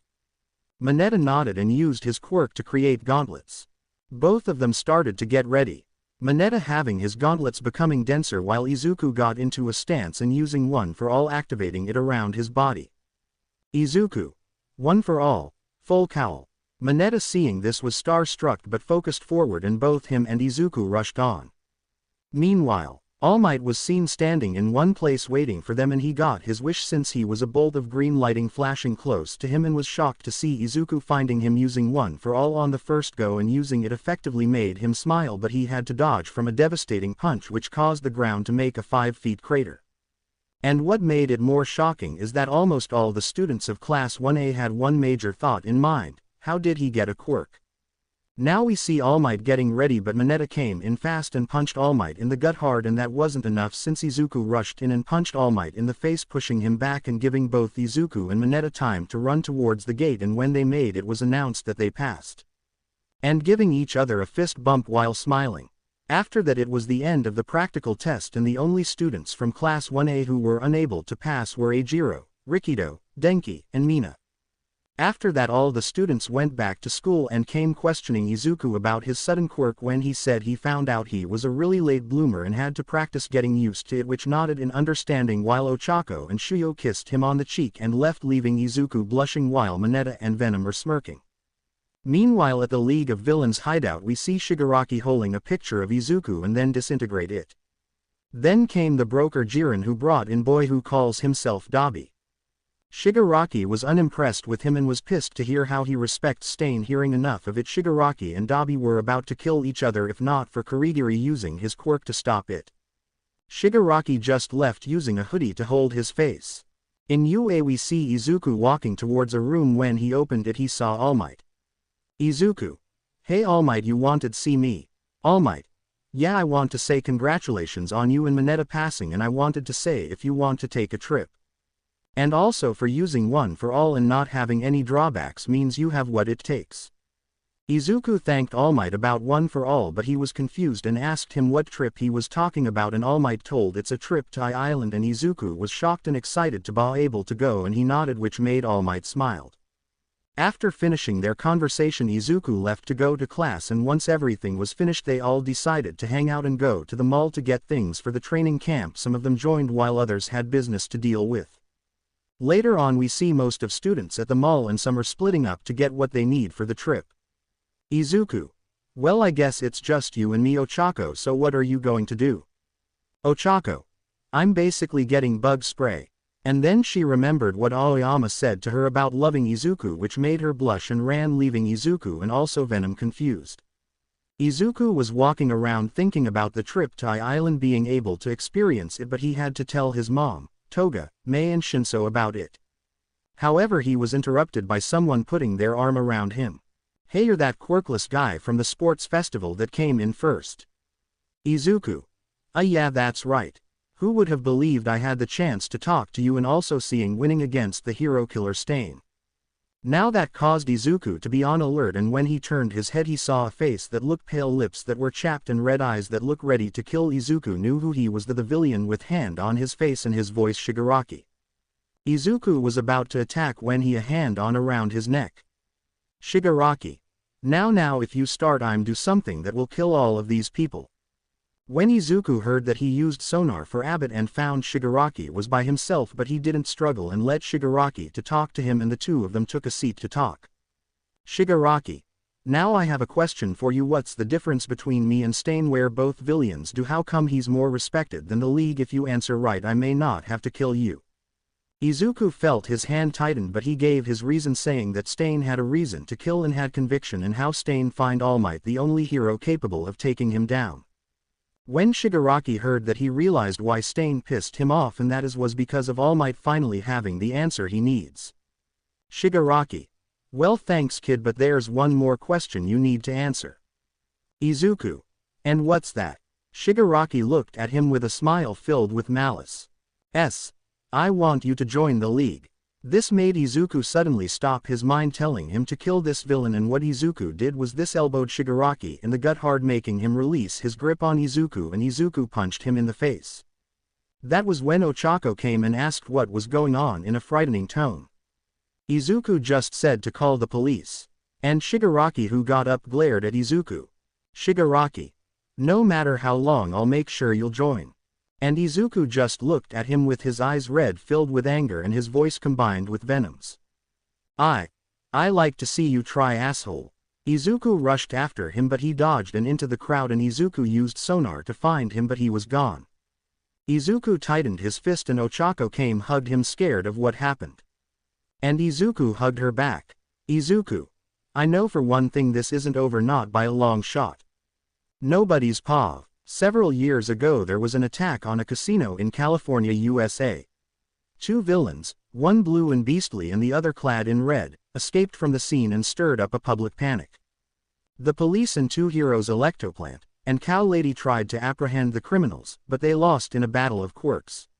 The chaos threatens a family trapped in their car, but a young, yet unknown hero sends the villainous duo flying with a strong punch. What the hell? Who the hell are you?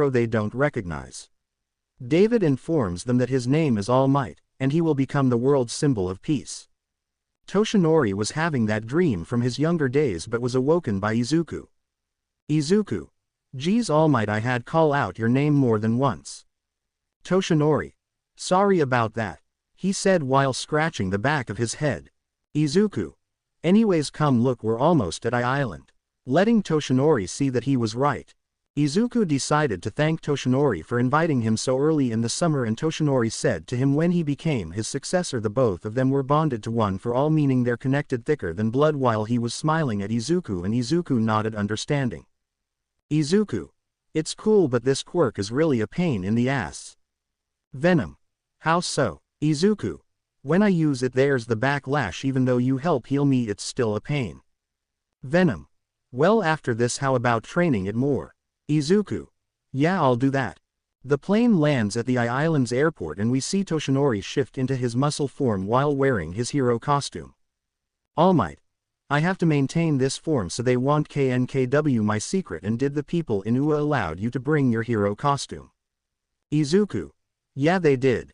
And he went to change, keeping the hoodie and mask from of his face and not wearing the gloves, putting them in his pockets.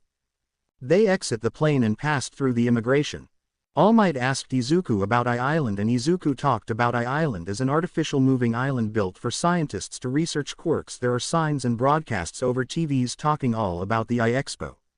The event is still in an early access stage, meaning those with an invitation can gain access to an abundant showcase of incredible technology.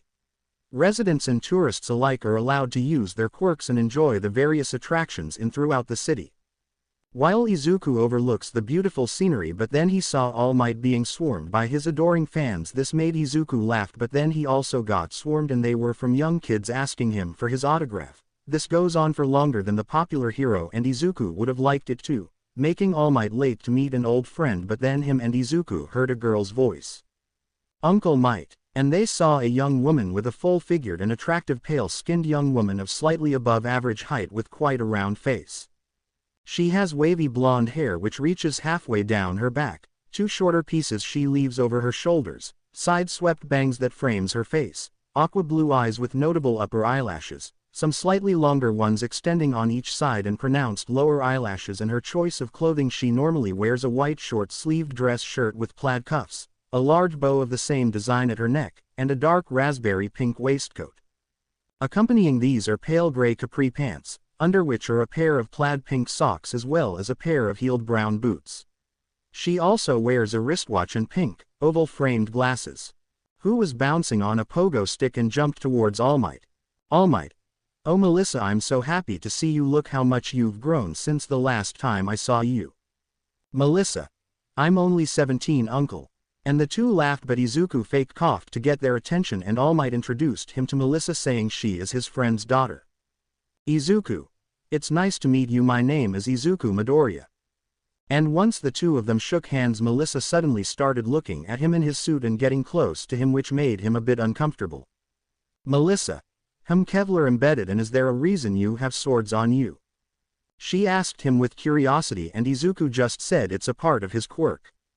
But before she can continue, All Might interrupted, reminding Melissa about the agenda, and she focused herself and told them to follow her, and they did, but Izuku was just focusing on the thing that's around her neck, a small gray tiger face. Izuku. Interesting. Meanwhile, a mysterious group of men survey the airport lobby from an elevated platform. Their leader speaks with a contact on the phone, confirming they've infiltrated the expo and that goods will arrive later in the day. Meanwhile, inside David's laboratory, we see Sam talking to David about how well his daughter was doing on her own research. She appears not long after to reuniting All Might with his old friend Dave. All Might. I am here showing happiness for seeing my old friend. David was speechless from the surprise, and All Might is very happy to see his longtime friend. He introduces Dave to Izuku, but he knew all about Professor David Shield, saying he's a Nobel Peace Prize winner, All Might's former sidekick and the designer of all his hero costumes. David notices steam coming from All Might and asks everyone to give them some time alone. He also asks Melissa to show Izuku around the expo. Melissa and Izuku exit through a corridor and continue getting to know each other. Back in David's lab, All Might reverts to his weak form, and David is surprised at how injured he is. He learned about the injury via email, but nothing could have prepared him for this. Melissa takes Izuku through the Expo, where they notice many pro heroes including Godzilla, all invited to the event by sponsors.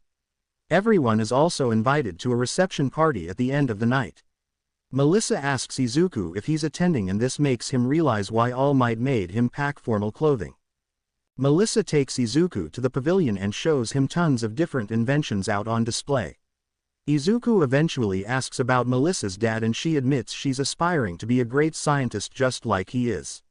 She is a third-year student at Island Academy, studying to be a scientist in the same way Izuku is for becoming a hero. They share the same goal of becoming like the people they admire. They enjoyed each other's company, but they were interrupted. It looks like you're having fun, Izuku. Izuku turned around and was shocked to see Ochako. Izuku. Ochako, what are you doing here? But she ignored his question, and it looked like she was jealous. Ochako. It looks like you're having fun. Izuku was confused when he heard her said the same thing, but he heard a cough, and it was from Momo. Izuku. Momo. She looked at him with a look. Momo. It looks like you're having fun, Midoriya. Midoriya, I heard. Izuku looked again to see Kyoka, and seeing her with her earphone jacks up, he knew something was up. Izuku explains that Melissa is just showing him around the expo. Melissa brings up All Might, but Izuku stops her and asks her not to say anything. The five of them get tea together at the cafe. Izuku was relieved, having avoided spilling any secrets. Here's your drink, sir. Izuku. Thank you. When Izuku was about to drink, he turned towards the waiter, and he was shocked to see Mineta and also Kaminari. Izuku. Mineta and Kaminari. The girls were also surprised to find their other classmates here, and they said they're here working as extra staff at the cafe. Izuku was happy to see Mineta, and Bro hugged him. But then Tenya came running in at top speed, reminding Denki and Minoru to represent UA as good workers. The reason Tenya's here is because the Iida hero family was invited to the expo, but Tenya is the only one free to attend. Momo got invited because her family has stock in some of the Expo sponsors. She got to bring Kyoka and Ochako as she had 2 extra invites. The other girls lost rock paper scissors and can't attend the Expo until it's open to the public. Melissa promises to show everyone around once the expo is fully open. Izuku's pav. I was enjoying seeing my classmates getting along with Melissa, and just as I was about to continue drinking my refreshment, you heard an explosion, thinking it must be some kind of crisis. But when I walked in, I was surprised that it was a villain attack attraction, where I saw Kirishima, who defeated several villain bots 33 seconds, placing him in 8th place. But then I saw Bakugo there as well, and seeing him coming in 1st place with 15 seconds. Kirishima. Hey guys. Kirishima shouted out to us, but this made Bakugo irritated to see me, so he leapt onto the stands. Bakugo. What the hell are you doing here, Deku? I just looked at him, showing no emotion, which the others saw. Izuku's thoughts. Don't kill him. Don't kill him. Don't fucking kill this asshole.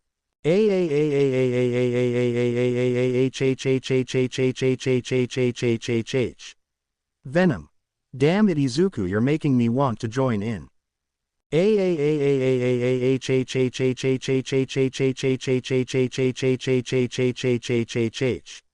I just told him I was invited. And Kirishima was telling us Bakugo came because he came in second for the sports festival and Kirishima just tagged along. Kirishima asked me if I wanted to give the attraction a try and Bakugo decided to say I'm too much of a pussy to do it. This made me nearly wanted to strangle him, but I just went down to the platform and using about 10% of one for all. When I heard go I pushed forward using Venom's strength plus my own adding one for all. I came in first with 5 seconds, leaving the people shocked because I broke the record. When I look back I saw that Melissa was looking at me with curiosity. When I got back Ochako and Tenya were praising me for my performance, but this led to Bakugo being more pissed off at me. But then another person attempt the attraction and came in second with 14 seconds, and that person was Shuyo Todoroki, who used her ice to freeze the bots. This made Bakugo mad and wanted to go again, but he was denied. Aggravated, he yells at Shuyo, interrogating her why she was here. Shuyo. I was invited to represent my father. I walked towards her and when she saw me she came and hugged me tightly. The reactions. Ochako was jealous, Kyoko was shocked, same for Momo, Kirishima was crying manly tears, Tenya's glasses were broken and had to get a new one, Melissa was curious and Bakugo was shocked to find me getting hugged from a girl, which made him even more mad if that was possible. I just hugged her back and smiled at her, leaving her blushing a bit. Tenya runs over at top speed again, yelling that Class 1A can't misrepresent UA to the world. Melissa watches in amazement of all us around her. She commends us for our amazing talents. Nobody's paw. Meanwhile, the mysterious group from the airport continues to move. The leader receives a phone call to confirm the goods have been delivered. He learns All Might is on the island, but he doesn't worry, he has devious countermeasures for the symbol of peace. At David's lab we see Toshinori laying in David's medical bed, where a machine scans his body and sends the corresponding readings to David's computer. The professor is horrified to see that All Might's quirk levels have dropped drastically. Toshinori leaves the machine and David asks him why his powers have taken such a devastating drop. Concurrently, the mysterious man from earlier receives the goods and learns All Might is on the island. David runs tests of Toshinori's broken body and learns that his quirk levels are astronomically low. He asks Toshinori about it, but he gives him a vague response. David worries that Japan's low crime rate of 6% will rise with the fall of the symbol of peace. All Might reassures him that the symbol of peace is still alive and saying there's a vigilante helping out. This made Dave feel a bit better knowing Toshinori was talking about Spider-Man. Melissa and the others regroup with Denki and Minoru. Melissa prepared invitations to the party for them and moves only Kaminari into tears. Tenya reminds everyone to meet up at the party at 6:30 p.m. Everyone disperses, but Melissa asks Izuku to join her at her lab. Katsuki refuses to go to the party because he's unprepared, but luckily Eijiro brought clothes for him. All Might shifts into his muscle form and leaves David's lab, promising to see him later at the party. David recalls the first time he ever met Toshinori. There was an accident at his school where an experiment caused an explosion that set fire to the building. Toshinori saved all the people trapped inside from the blaze. David greets Toshinori and learns he's trying to become a hero. David creates a costume for All Might to use as a hero. From that point on, they worked together to suppress villains and worked as heroes during All Might's young age. All Might shared his dream of acting as a symbol of peace for the world with David. A group of masked villains receives the goods, which are equipment and weaponry they use to restrain all the party's security guards. The main villain dons his mask and moves out with his team. Meanwhile, on the campus of I-Island Academy, Melissa shows Izuku to her lab. He notices all her awards and commends her. Melissa claims her grades were slipping, but she still studies hard to become a hero. Izuku. Say Melissa are hoping to become a pro. But what Izuku heard made him shocked. Melissa. I would have wanted, but I'm quirkless. This really shocks Izuku because they were both born without quirks. But she said she was okay with being quirkless because she can still be a hero that supports others like her father. This made Izuku glad that she found something other than being a hero, but he was still focusing in on the thing around her neck. Izuku. Hey Melissa, just out of curiosity, what's that on your neck? Melissa finally found what she was looking for, and at the time she heard what Izuku said, she turned towards him and touched the amulet. Melissa. Well, this is a amulet, a jade tiger. It was gift from my dad from one of his research. It didn't look much, so he decided to give it to me. She said it with a smile on her face that made Izuku feel happy. But then she walked towards him. Melissa. Here, Izuku, put this on. What Melissa gave Izuku was an old support item she invented that was inspired to All Might. When she equipped it on Izuku's right hand, he activated it and it takes the shape of an gauntlet. Melissa. I called it the full gauntlet after seeing you do in the attraction. You were holding back, meaning you're not used to your power. This made Izuku surprised that she found it out about his limit. Even though V helps with the healing, it still hurts. Izuku. But why give this to me? Melissa. Because you and Uncle Might are similar, and with the gauntlet it can take the full power of All Might's punches 3 times before it breaks. In other words, full gauntlet will allow you to use 100% of your power for 3 smashes. Izuku was happy that Melissa entrusts this item to him, and she asks him to become a great hero that can protect people. Izuku nodded until he saw something. Izuku. Hey, does your amulet glow like that regularly? When he said that, Melissa looked at saw that her amulet was in fact glowing, which made her surprised. She shook her, saying this as a first, until she suddenly got a headache when the glow got brighter. Izuku. Melissa, are you okay? He came towards her, and when the glow faded we saw that Melissa was holding her head and looked at him saying she's fine, and that was when the glow for amulet faded more until its stone turned gray. Izuku was confused on what had happened, but his ringtone came on from his phone and then he answered. Izuku. Hello, Tenya. Midoriya, where are you? You've missed our scheduled meeting time. Izuku. Oh shoot, I'm sorry, I'll be there soon. When he ended the call he told Melissa they got to go, and she nodded, going to get ready. Melissa's thoughts. What were those memories, and what was that tiger saying about? And Izuku left to change into his suit. Once he got ready he went to the central tower to meet Tenya, Kaminari and Mineta. Izuku. Hey guys, you all look good. And Izuku came up to Mineta to give fist bump. The guys were waiting for the girls, which made Tenya a bit unpleased about it, but then they arrived with their formal dress attire, which made Kaminari happy inside. Izuku just looked at them and walked towards them and giving a bow, which made them confused until he said. Izuku. It is my honor to say you all look beautiful in my eyes, that it's making me breathless. He said it with pure confidence and looking at them with his emerald-like eyes. This made the girls blushing. Ochako. Oh my god, Izuku, stop it, this is too much. Momo shocked face, oh my, saying it like that. Kyoka. What is he saying all of a sudden? Why do I feel like I want him? Shuyo.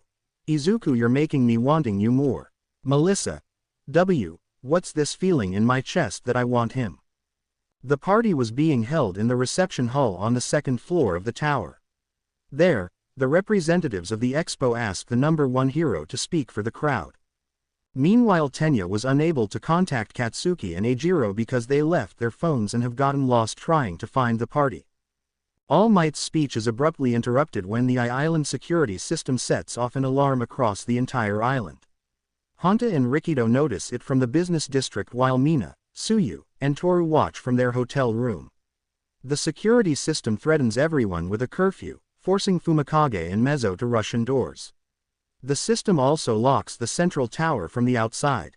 Wolfram and his masked legion of criminals barge into the party armed with guns. They threaten to use the security bots to hold everyone on the island hostage. All of the pro heroes, including All Might, get restrained by powerful bond shots from the ground. David warns All Might to comply with the villains and swears to find a way to save everyone. Meanwhile, Izuku and the others are at the mercy of the security system and being unable to get a signal from their phones and not being able to use the elevator. Izuku. All Might is at the party, so we need to go there. At the hostage situation, Wolfram promises to release everyone in time. He silences a mouthy hero and receives orders to take in a researcher. He attempts to take in Samuel Abraham, but David saves his assistant. Both of them are taken in as All Might watches in bondage. All Might then saw a flash and met Izuku flashing a light on the 3rd floor. Kyoka used her quirk to connect to a speaker so All Might can explain the situation. Izuku's paw. After telling everyone about the situation, I heard Tenya suggest we escape because we can't legally fight the villains, but Melissa reveals that Island's security is on par with Tartarus.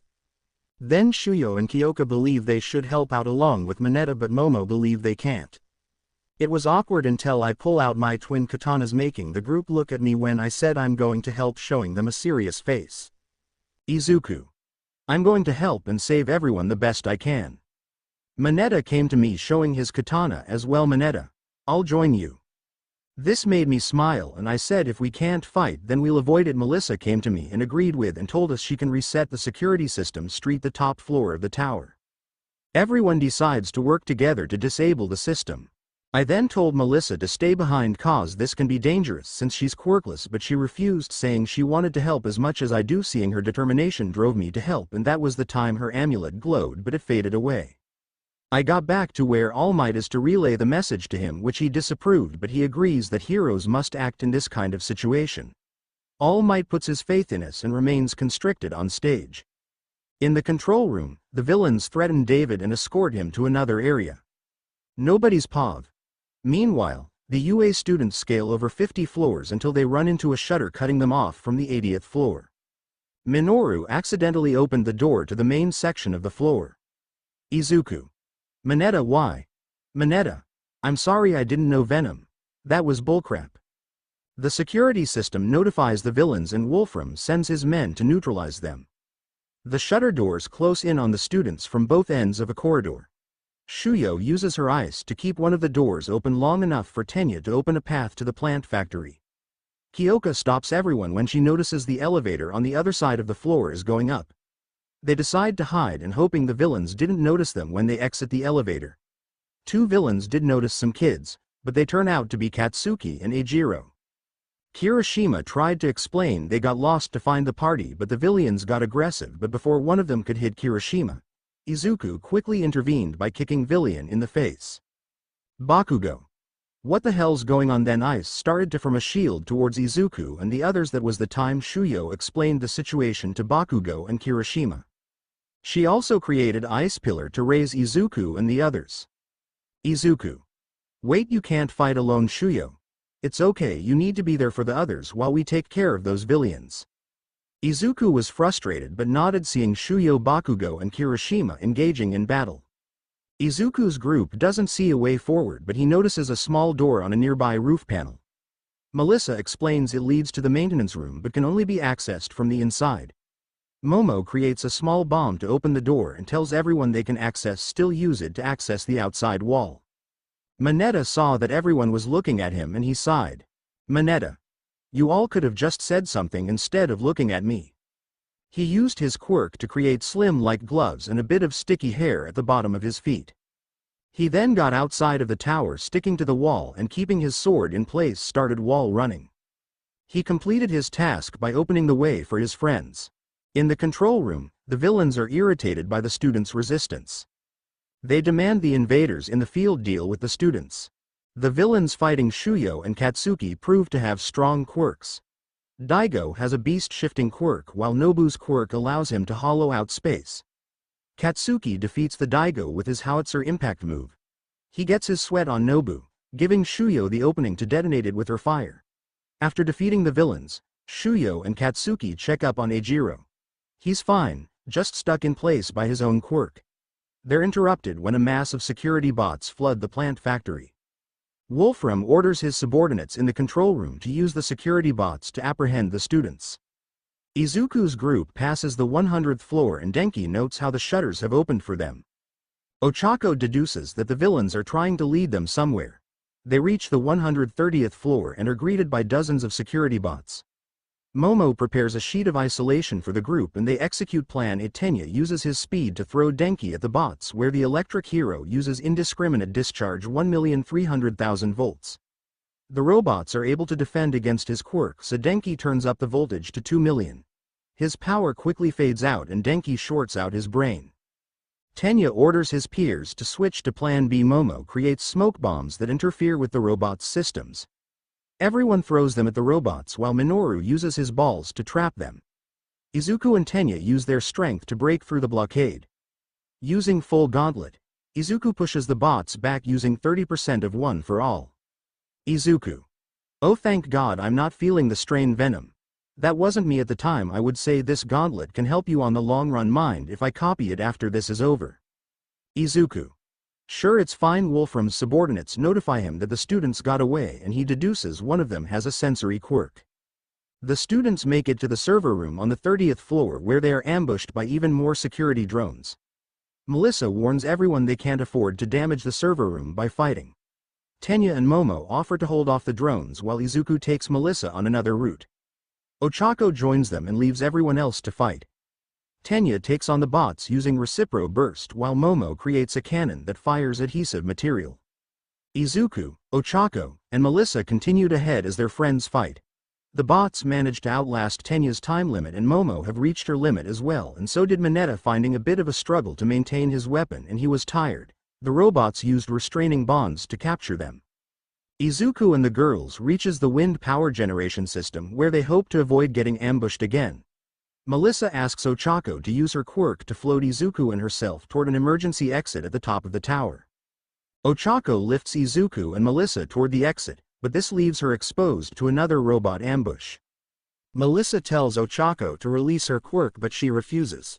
Just before the robots got to her, Katsuki makes an explosive entrance and saves her. Shoto and Eijiro join the battle and repel the bots using their quirks. Wind threatens to carry Izuku and Melissa away but Shuyo acts quickly. Katsuki moves one of the wind turbines toward Izuku, and Shuyo uses her flames to push hot wind in their direction, setting them back on course. Izuku thanks Shuyo and remembering the explanation Melissa gave him about Full Gauntlet, he uses a powered punch to break his way into the top floor of the tower. Ochako releases her quirk once they're inside and Wolfram learns of their advancement. He orders Swordkill to deal with the intrusion. All Might struggles to maintain his form but he continues to believe in his students. Both Izuku and Melissa recovered from the fall and were not injured. Suddenly Izuku's spider sense went off. He grabbed Melissa to dodge an attack from a villain named Swordkill.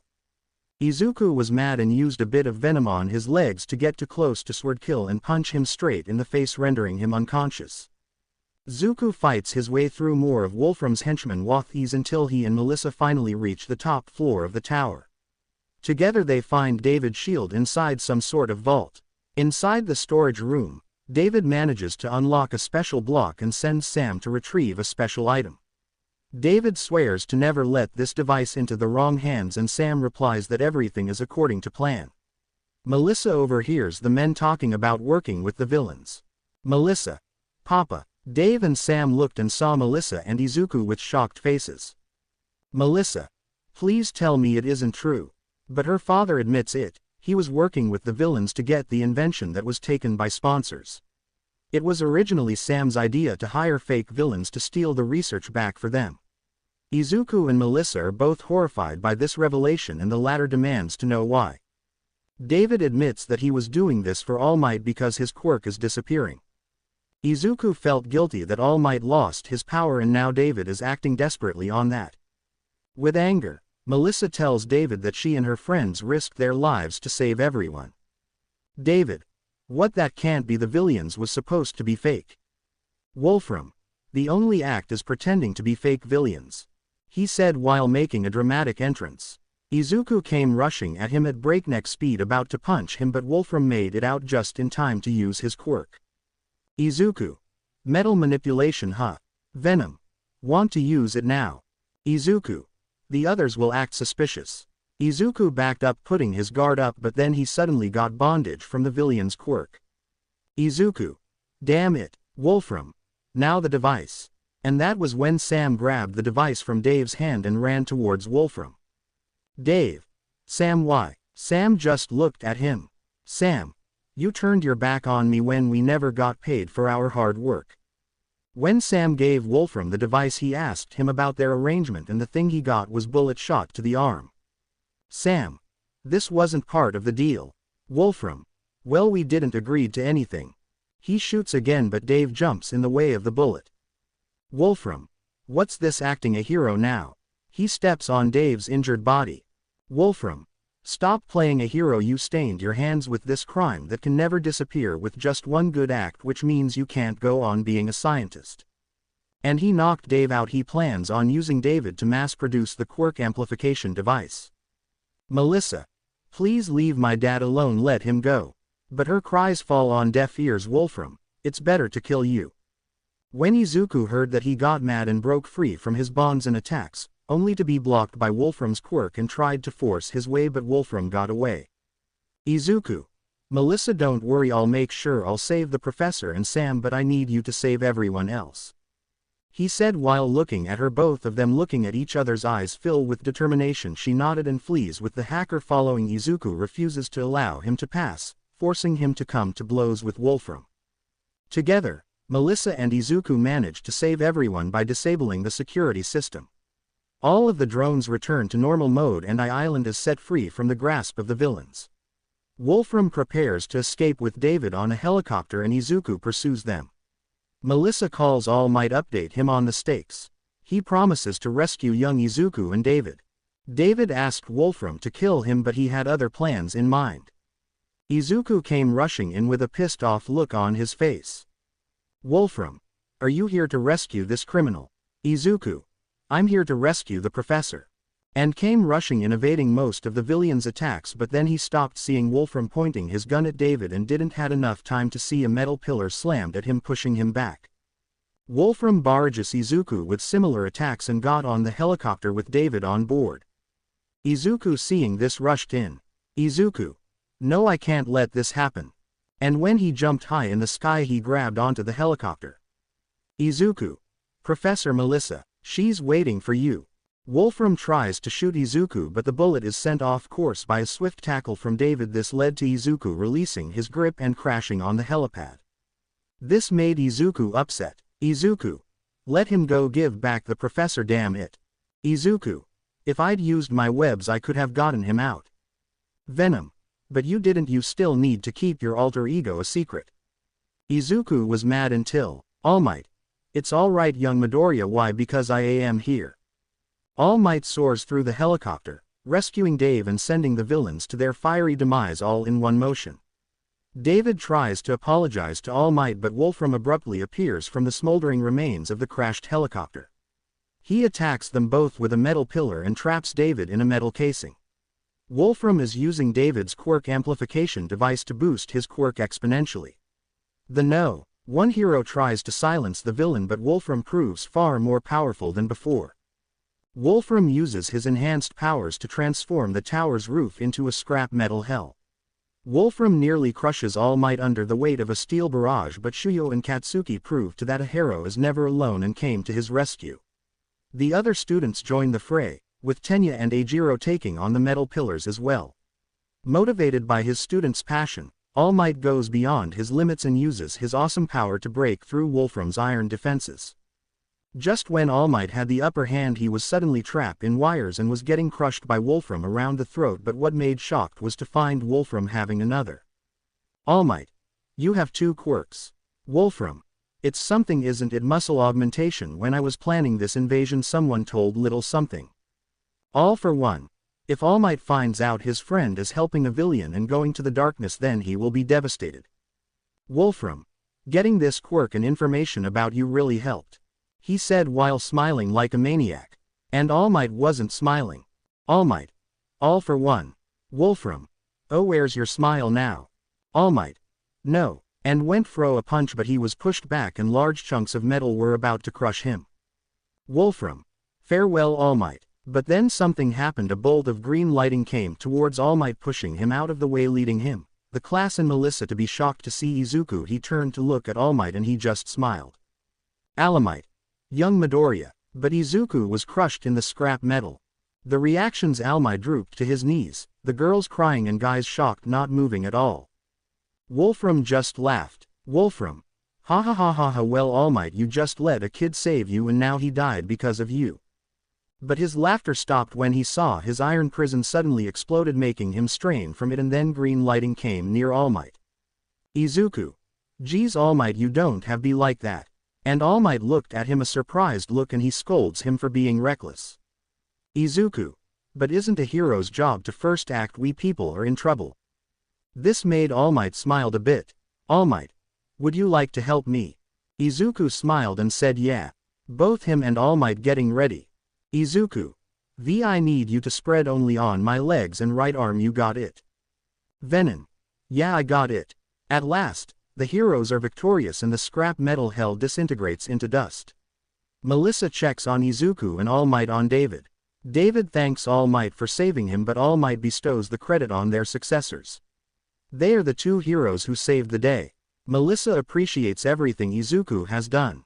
Izuku reminds her that her actions helped save everyone on this day. Melissa smiled and leaned onto Izuku to give him a kiss on the cheek. Izuku. Melissa. That's a thank you. Izuku was blushing and laughing while Venom was saying something harem and anticlimactic shit coming. All Might tells David that Melissa explained the details of what happened. David admits that he was so afraid the symbol of peace would fade away and lead to the end of peace. David realizes now that he was just trying to hang on to the past, and knows that Izuku and Melissa will protect the future and ensure peace to everyone. All Might says Izuku isn't ready yet, but he possesses the potential to be the greatest hero. David says he can feel the same light in Izuku that comes from All Might, the light of a hero. Finally finish this shit is long, hope you y'all enjoy. Hold on, wait a minute, there is a epilogue for this. Let's do it. Epilogue. We see Melissa visiting her dad at the hospital. Melissa. Dad, I want to David. Why? Melissa. Because I want to do more and help others, and since Izuku and the others are there I can help them and become a supporter for them. When her dad said that, he smiled and approved to it. This made Melissa happy and they talked for a while until it was time for her to leave. After she was walking, she looked at the amulet and seeing it glow again she knew what her purpose was and left. Meanwhile we see Izuku and All Might meeting, looking at the city and leaving. Izuku. I know for a fact things are going to be hectic soon. Venom. And we'll be ready because. Izuku. Venom. We are Spider-Man. Nobody's paw. The police force arrives at the Kiyoshi Ward shopping mall after Ochako called them. The police force temporarily closed down the mall in order to find Tamura Shigaraki along with the local heroes. However, the police force and the local heroes could not find Tamura. Naomasa Tsukauchi takes Izuku to the police station to be questioned by him about the event that transpired. The event occurring between Izuku and Tamura has been named the Hero Incident. As a result of the Hero Incident, the police force created a special task force in response to the League of Villains' actions. At the police station, Naomasa questions Izuku about Tamura and their conversation. Although the information Izuku provides is nothing new, Naomasa thanks Izuku for the information and praises Izuku for being level-headed during his confrontation with Tamura. The police investigator is glad about Izuku's actions because collateral damage was kept to a minimum and no lives were lost. Outside the police station, All Might greets Izuku and Naomasa. He apologizes to Izuku for not being there. Thinking about his conversation with Tamura, Izuku asks All Might if there were times when he failed to save someone. All Might tells Izuku that there were many times he couldn't save someone. All Might modestly admits that he is only human and cannot save everyone. All Might notes that his title, the symbol of peace, serves to inspire people and heroes to play their roles so that more people can be saved. Izuku's mother arrives to pick Izuku up. Izuku comforts his crying mother, telling her that everything is fine. After Izuku and his mother leave, Naomasa theorizes that Tamura will probably target other students and decides that hero schools must exercise more caution and become more proactive in implementing countermeasures against villains. Naomasa advises All Might that leaving UA is also an option, but All Might decides against it.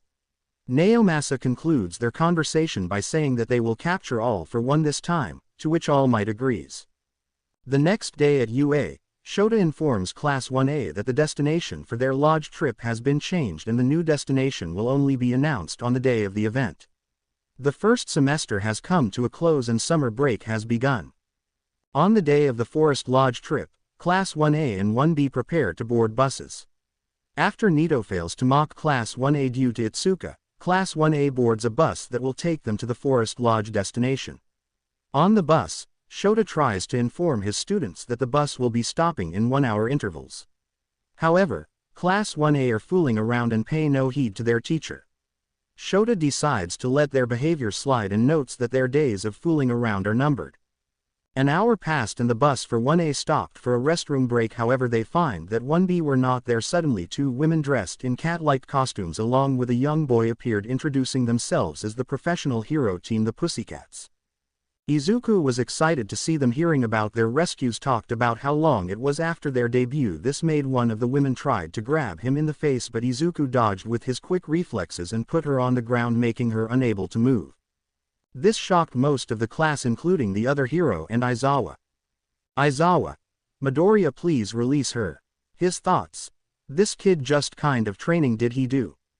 Izuku released the hero, making her look at him, but she shuddered when she looked his eyes. They were red and filled with a cold, calculated precision. Mandalay explains to Class 1A that they will be staying at the base of a mountain which is a part of their domain. They have 3 hours to reach the base of the mountain using their quirks as they please, and those who don't arrive there by 12:30 p.m. won't be served lunch. Soon, Class 1A realizes that they have already arrived at their destination and their training camp has already begun, with the Pussycats being their supervisors. All of them tried to get back to the bus, but Pixie Bob used her quirk to create a landslide, pushing all of them to the forest. Location. In the forest. We see the class getting up and trying to find their way. Izuku and Mineta stuck close to each other, both got their weapons ready. Izuku suddenly sensed something coming and Kyoka did as well, using her quirk. Izuku, Kyoka. Guys, we got company. Both of them said the same thing. This led Kyoka curious about Izuku, but he started to run along with Mineta. Both rushing quick and slashing a monster down, leaving the others shocked that they found a monster that quickly. After that, more monsters started to appear and Class 1A started to fight all of them. Meanwhile, we see Pixie Bob doing hand motions using her quirk and Mandalay talking to Aizawa about the camp while the young boy was looking rather annoyed. Time skip. Class 1A arrives at the facility, battered and tired. It's now 5:20 p.m. in the evening. Pixie Bob admits that she thought they would take longer to get to the facility. She praises Class 1A for figuring out her Earth beasts quickly and easily. But then Pixie Bob came towards Izuku and Mineta. The two of them, both shirtless, were getting a bit uncomfortable from Pixie Bob's commendation against one of her Earth beasts and concludes that they have experienced action against villains. Izuku then looked towards the young boy. Izuku. Hey, I have a question. But Izuku had blocked Pixie Bob's claws. Pixie Bob. What were you going to say about my age? Izuku. I was going to say as whose kid is that? Mandalay chose to speak and said this as Kota, her nephew, and asked to say hi to Class 1A. When Izuku heard, he got away from Pixie Bob and walked towards Mandalay, more specifically Kota. Izuku. Hi, I'm Izuku Midoriya, it's nice to meet you.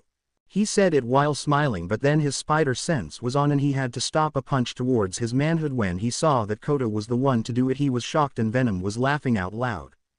Venom. Ha ha ha ha ha ha ha, if only your spider sense didn't warn you, would have felt a lot of pain. No more baby maker. Izuku. If that happened you would have healed me. Venom. I would, but what's the fun in that? Izuku. You're cruel. Venom. There comes a time I will help you find the way. Izuku. What? Venom. The way to losing your V card. Izuku just cut him off and focused on Kota, releasing himself from Izuku's grip and walking away. Kota. I don't want to be around with people who want to be corny heroes. And he left, leaving Izuku to wonder. Aizawa instructs them to get their luggage and put them in their rooms. After that, he told them to go to the dinner hall afterwards to take a bath and relax. Aizawa. Tomorrow begins training, so you better be ready. After fetching their luggage and putting it in their rooms, Class 1A head to the dining hall and have dinner. They enjoy the delicious food that the Pussycats provide them. After finishing dinner, Class 1A go to the hot springs for a bath, one side for males and another side for females, which is divided by a wooden wall. Izuku's paw. I sighed in bliss, enjoying the water and feeling a bit of Venom's tendril out means he's enjoying it too. But then I looked up and saw Kota about to fall, and using my quick movements I grabbed him just in time while on the wall. When I was looking at him he was unconscious, meaning the steam mist have gotten him. I looked down and saw Mineta and told him to catch Kota, which he did. Mina. Thanks for saving him, Midori. I looked towards the girls but then I blushed seeing their bodies that are covered by steam. I had to look away and was about to jump to the boys' side but then I was suddenly grabbed by from my left wrist and when I looked it was a pink tongue and knowing who it belongs to I tried to get away but I was pulled down and using my right hand holding me. I shouted out to the guys for help but, Mineta. Sorry Midoriya, I really wish I can help but I'm going to take Kota out, sorry. Kaminari. Sorry man. And the others did the same including Tenya. I was panicking and Venom was enjoying it then I lost my grip and got pulled down in the girls' side of the bathhouse. I got out of the water to breathe and when my eyes opened I saw all the girls looking at me while covering their lady parts. I just stammered not knowing what to say. Instead Ochako and Shuyo came towards me putting their bodies on my chest and back. Ochako. Izu. Shuyo. Midoriya. They said my name while looking at me with eyes like they're in heat. It was driving me crazy. Izuku. Venom, help me. Venom. Haha, I don't know, you might enjoy this. Izuku. I might but not right now, I need to get out of here and the girls are looking at me like I'm some fresh meat. I need to now. Venom. Fine, hold on. What Venom did was this, controlling my body and kissing both Ochako and Shuyo on the lips and then biting their necks a bit, which gave him enough time to leave but he didn't stop there when he was about to leave. Venom. Izu. Hey girls. When they looked they saw my manhood in all its glory, making blushing full, and then he left and I just sighed. When I got control of my body I walked towards the room where the boys can rest. After putting on my nightwear, all the boys saw me, some of them mainly Kaminari, asking me about the girls' bodies but I just looked at him, cold eyes making him back off. Everyone went to bed leaving me and Venom. Izuku. You suck. Venom. Oh come on, it did help you escape. Izuku. But did you really had to show them that? Venom. Maybe. Izuku. Dude, come on. Venom. Ha ha ha ha ha ha. I just sighed but thinking about what Mineta told me about Kota's parents and their murderer from Mandalay, my fist tightened. But I calmed down and went to sleep. Izuku. Somehow I have this strange feeling something's going wrong soon. While I was sleeping Venom used sonar to spread far, finding no interference he went to sleep. Nobody's paw. The next day at the time of 5:30 we see Class 1A outside of the training camp cabin. Aizawa. Good morning students, today you will all undergo reinforcement training to strengthen your quirks, which will allow you to obtain a temporary license. Aizawa got a ball and throw at Bakugo, telling to pitch it with his quirk. Bakugo. Alright, go to hell. The pitch distance was 709.6 meters, a minor increase from his record of 705.2. This made most of the class shocked except for Izuku and Mineta, thinking that it would have been higher. Aizawa. You all have gained much experience and definitely have grown, but the growth has only been emotionally and technical. Then Aizawa looked at Izuku. Aizawa. How, I ask someone else to do the pitch, Midoriya. This made Izuku surprised but he walked towards him and caught the ball. Aizawa. Since I haven't seen you did the apprehension test, this will show how far you've improved with your new quirk. Izuku just nodded and got into a stance to activate One for All. Izuku. The percentage. Venom. 9% with no straining. Izuku. Perfect. Izuku got ready while the others, mainly the boys, thought Izuku won't make it far. Oh boy, were they wrong. When Izuku threw the ball it went far and created a sonic boom, pushing some of the class back. When the wind was down they were shocked to see a large crater. Izuku got out and looked at Aizawa. Izuku. So what's my score? Aizawa just looked at him with a shocked look on his face. And just showed him his score, and the class were shocked to find Izuku with infinity sign. Bakugo was pissed. Not only was Izuku here showing him up but suddenly having a quirk and made it far in the ball throw. Aizawa calmed himself. Aizawa. Now from today onward you all will be focusing on upgrading your quirks. Few minutes later we Class 1B walking towards the Pussycats cabin. Their teacher, the blood hero Vlad King, informed them that they will be improving and upgrading their quirks to push it to their limits to make them stronger. Once they made it they saw Class 1A trainings. Vlad King. Class 1A's already sweating, so catch up quick. The class saw two of the students of 1A, Izuku and Mineta, both have their weapons drawn and looking at each other. 1B were confused on what they are doing until the two clash sword against sword, pushing each other. Like they're dancing, every stance, precision, block every last detail that two must focus. It was something to see from the looks of 1B seeing these two fighting. But it came to an end. The two of them stepped back and put their swords back in their sheaths. Class 1B doubt if they, along with Class 1A, can all be trained and supervised all at once. The Pussycats consisting of Mandalay, Pixie Bob, Ragdoll, and Tiger introduce themselves and their quirks to Class 1B. Tiger asks any student with simple power augmenting quirks to go to him. Izuku: I'm proud of you Mineta, we came a long way. Mineta: thanks Midoriya. And the two shook on it and Mineta left seeing if he can focus more on his other weapons. Meanwhile Izuku was approached by one of the Pussycats. Tiger: alright, I want you to attack me give. But he didn't finish since he had to dodge a punch which made a crater from Izuku. Izuku got up standing, his eyes turned red showing no emotion, and one for all activating producing the green lighting arcs surrounding him. He stared at Tiger and without making a sound got behind Tiger and going for a kick so fast that it hit its target, leaving Tiger being pushed and dragged towards the ground, leaving his team and also 1B shocked. Izuku just walked, eyes shining brightly, and was about to strike, but his body suddenly stopped. His eyes turned back green and had emotions on his face. Seeing what he did, he apologized, but Tiger said it was all right. After that, Aizawa explains to Class 1B that the Pussycats have large area of effect quirks that can help and train dozens of students all at once, saying that it is the best way of advancing everyone's quirks in a short span of time. Izuku is seen under a tree meditating while talking to Venom, not knowing Kota was behind a tree watching.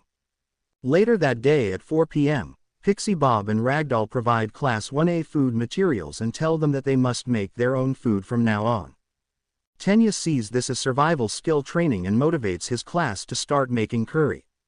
Class 1A begin making their own curry. Mina asks Shuyo to make some fire, causing Momo to remind everyone to not rely on someone else, otherwise they won't learn how to make food on their own.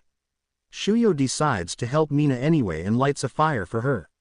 After finishing their cooking, Class 1A decide to eat their curry.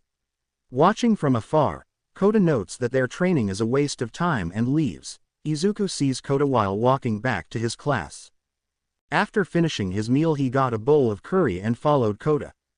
On a cliff we see Kota sitting while his stomach was grumbling. Izuku: so this is where you were going? Kota got surprised and turned to see Izuku with a bowl of curry. Izuku: I'm pretty sure you haven't eaten yet. Kota: I don't want your food or your company, so leave. Izuku: your parents were the water horses wrote. Kota: how do you know that? Did Mandalay tell you? Izuku: no, my friend told me after he took you towards her. That was when she told him about what happened to your parents. I'm sorry that your parents died because of a villain. Kota: heroes and villains are all the same, showing off their quirks. I hate it. Izuku: so that's it, he doesn't just hate them but the modern society. Izuku: hey listen, I know how it feels. Kota: how can you understand? Izuku: because I was turned down by my idol and thought heroes were nothing but fakes. Kota was surprised to hear that, but what actually shocked him was seeing Izuku in his spider suit without his mask. Izuku: I was once quirkless and thought that I should give up, but then a friend helped me and gave me a way to be a hero in my own way. Then Venom started to form his head, making Kota a bit scared, but he calmed down after Izuku and Venom told him about his life as a vigilante. And seeing his memories, Kota: whoa. Izuku: chuckling, yeah I know, but listen, you don't have to hate heroes because of what happened to your parents. Instead become one that can change this society for the better. When Kota heard that, he felt inspired, and what Izuku said made him gave respect for Izuku. Izuku: and one more thing, I promise to look for your parents' killer to make sure he gets what he deserves. And Izuku put down the curry next to Kota and told him he can't reveal his alter ego, saying he'll do it himself. Kota nodded and Izuku changed back into his training clothes and left, and when he turned his head he saw Kota eating while having a smile on his face. Izuku smiled, thinking he did something good, which Venom agreed. Suddenly his spider sense went off, making him turn his head and using sonar, but finding nothing. Izuku: that's strange. But he continued walking to the campsite, meeting Ochako, who hugged him tightly on his arm, and Shuyo, who got on his back enjoying herself. This made Izuku sigh, thinking it's going to be a long day. Meanwhile, a few kilometers away from the training camp we see Dabi along with two masked villains appear. Villain number 1. Why are we waiting? Let's hurry up and kill already. Villain number 2. Now we must wait since it's not time yet. Dabi. We're only sending a warning signal to these heroes who will fall for the sake of a brighter future.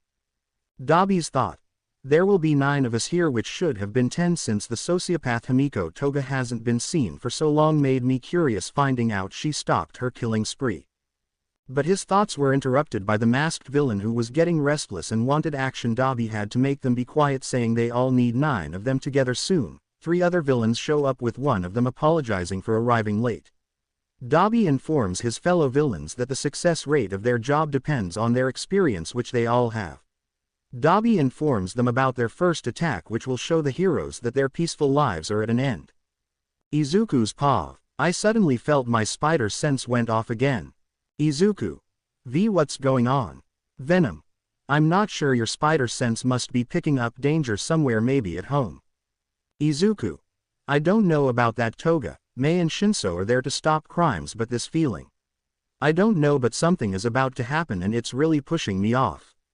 My eyes turned red for a second, trying to calm down since I was forced in the girls' cabin and Ochako and Shuyo are using my arms as pillows. Izuku. My life is so confusing. Venom. It's going to get more complicated soon, my friend. Anyways, good night. Izuku. Yeah, night. To be continued. I hope you guys enjoyed this video. Please make sure to like and subscribe to the channel, and now we will see you in the next video.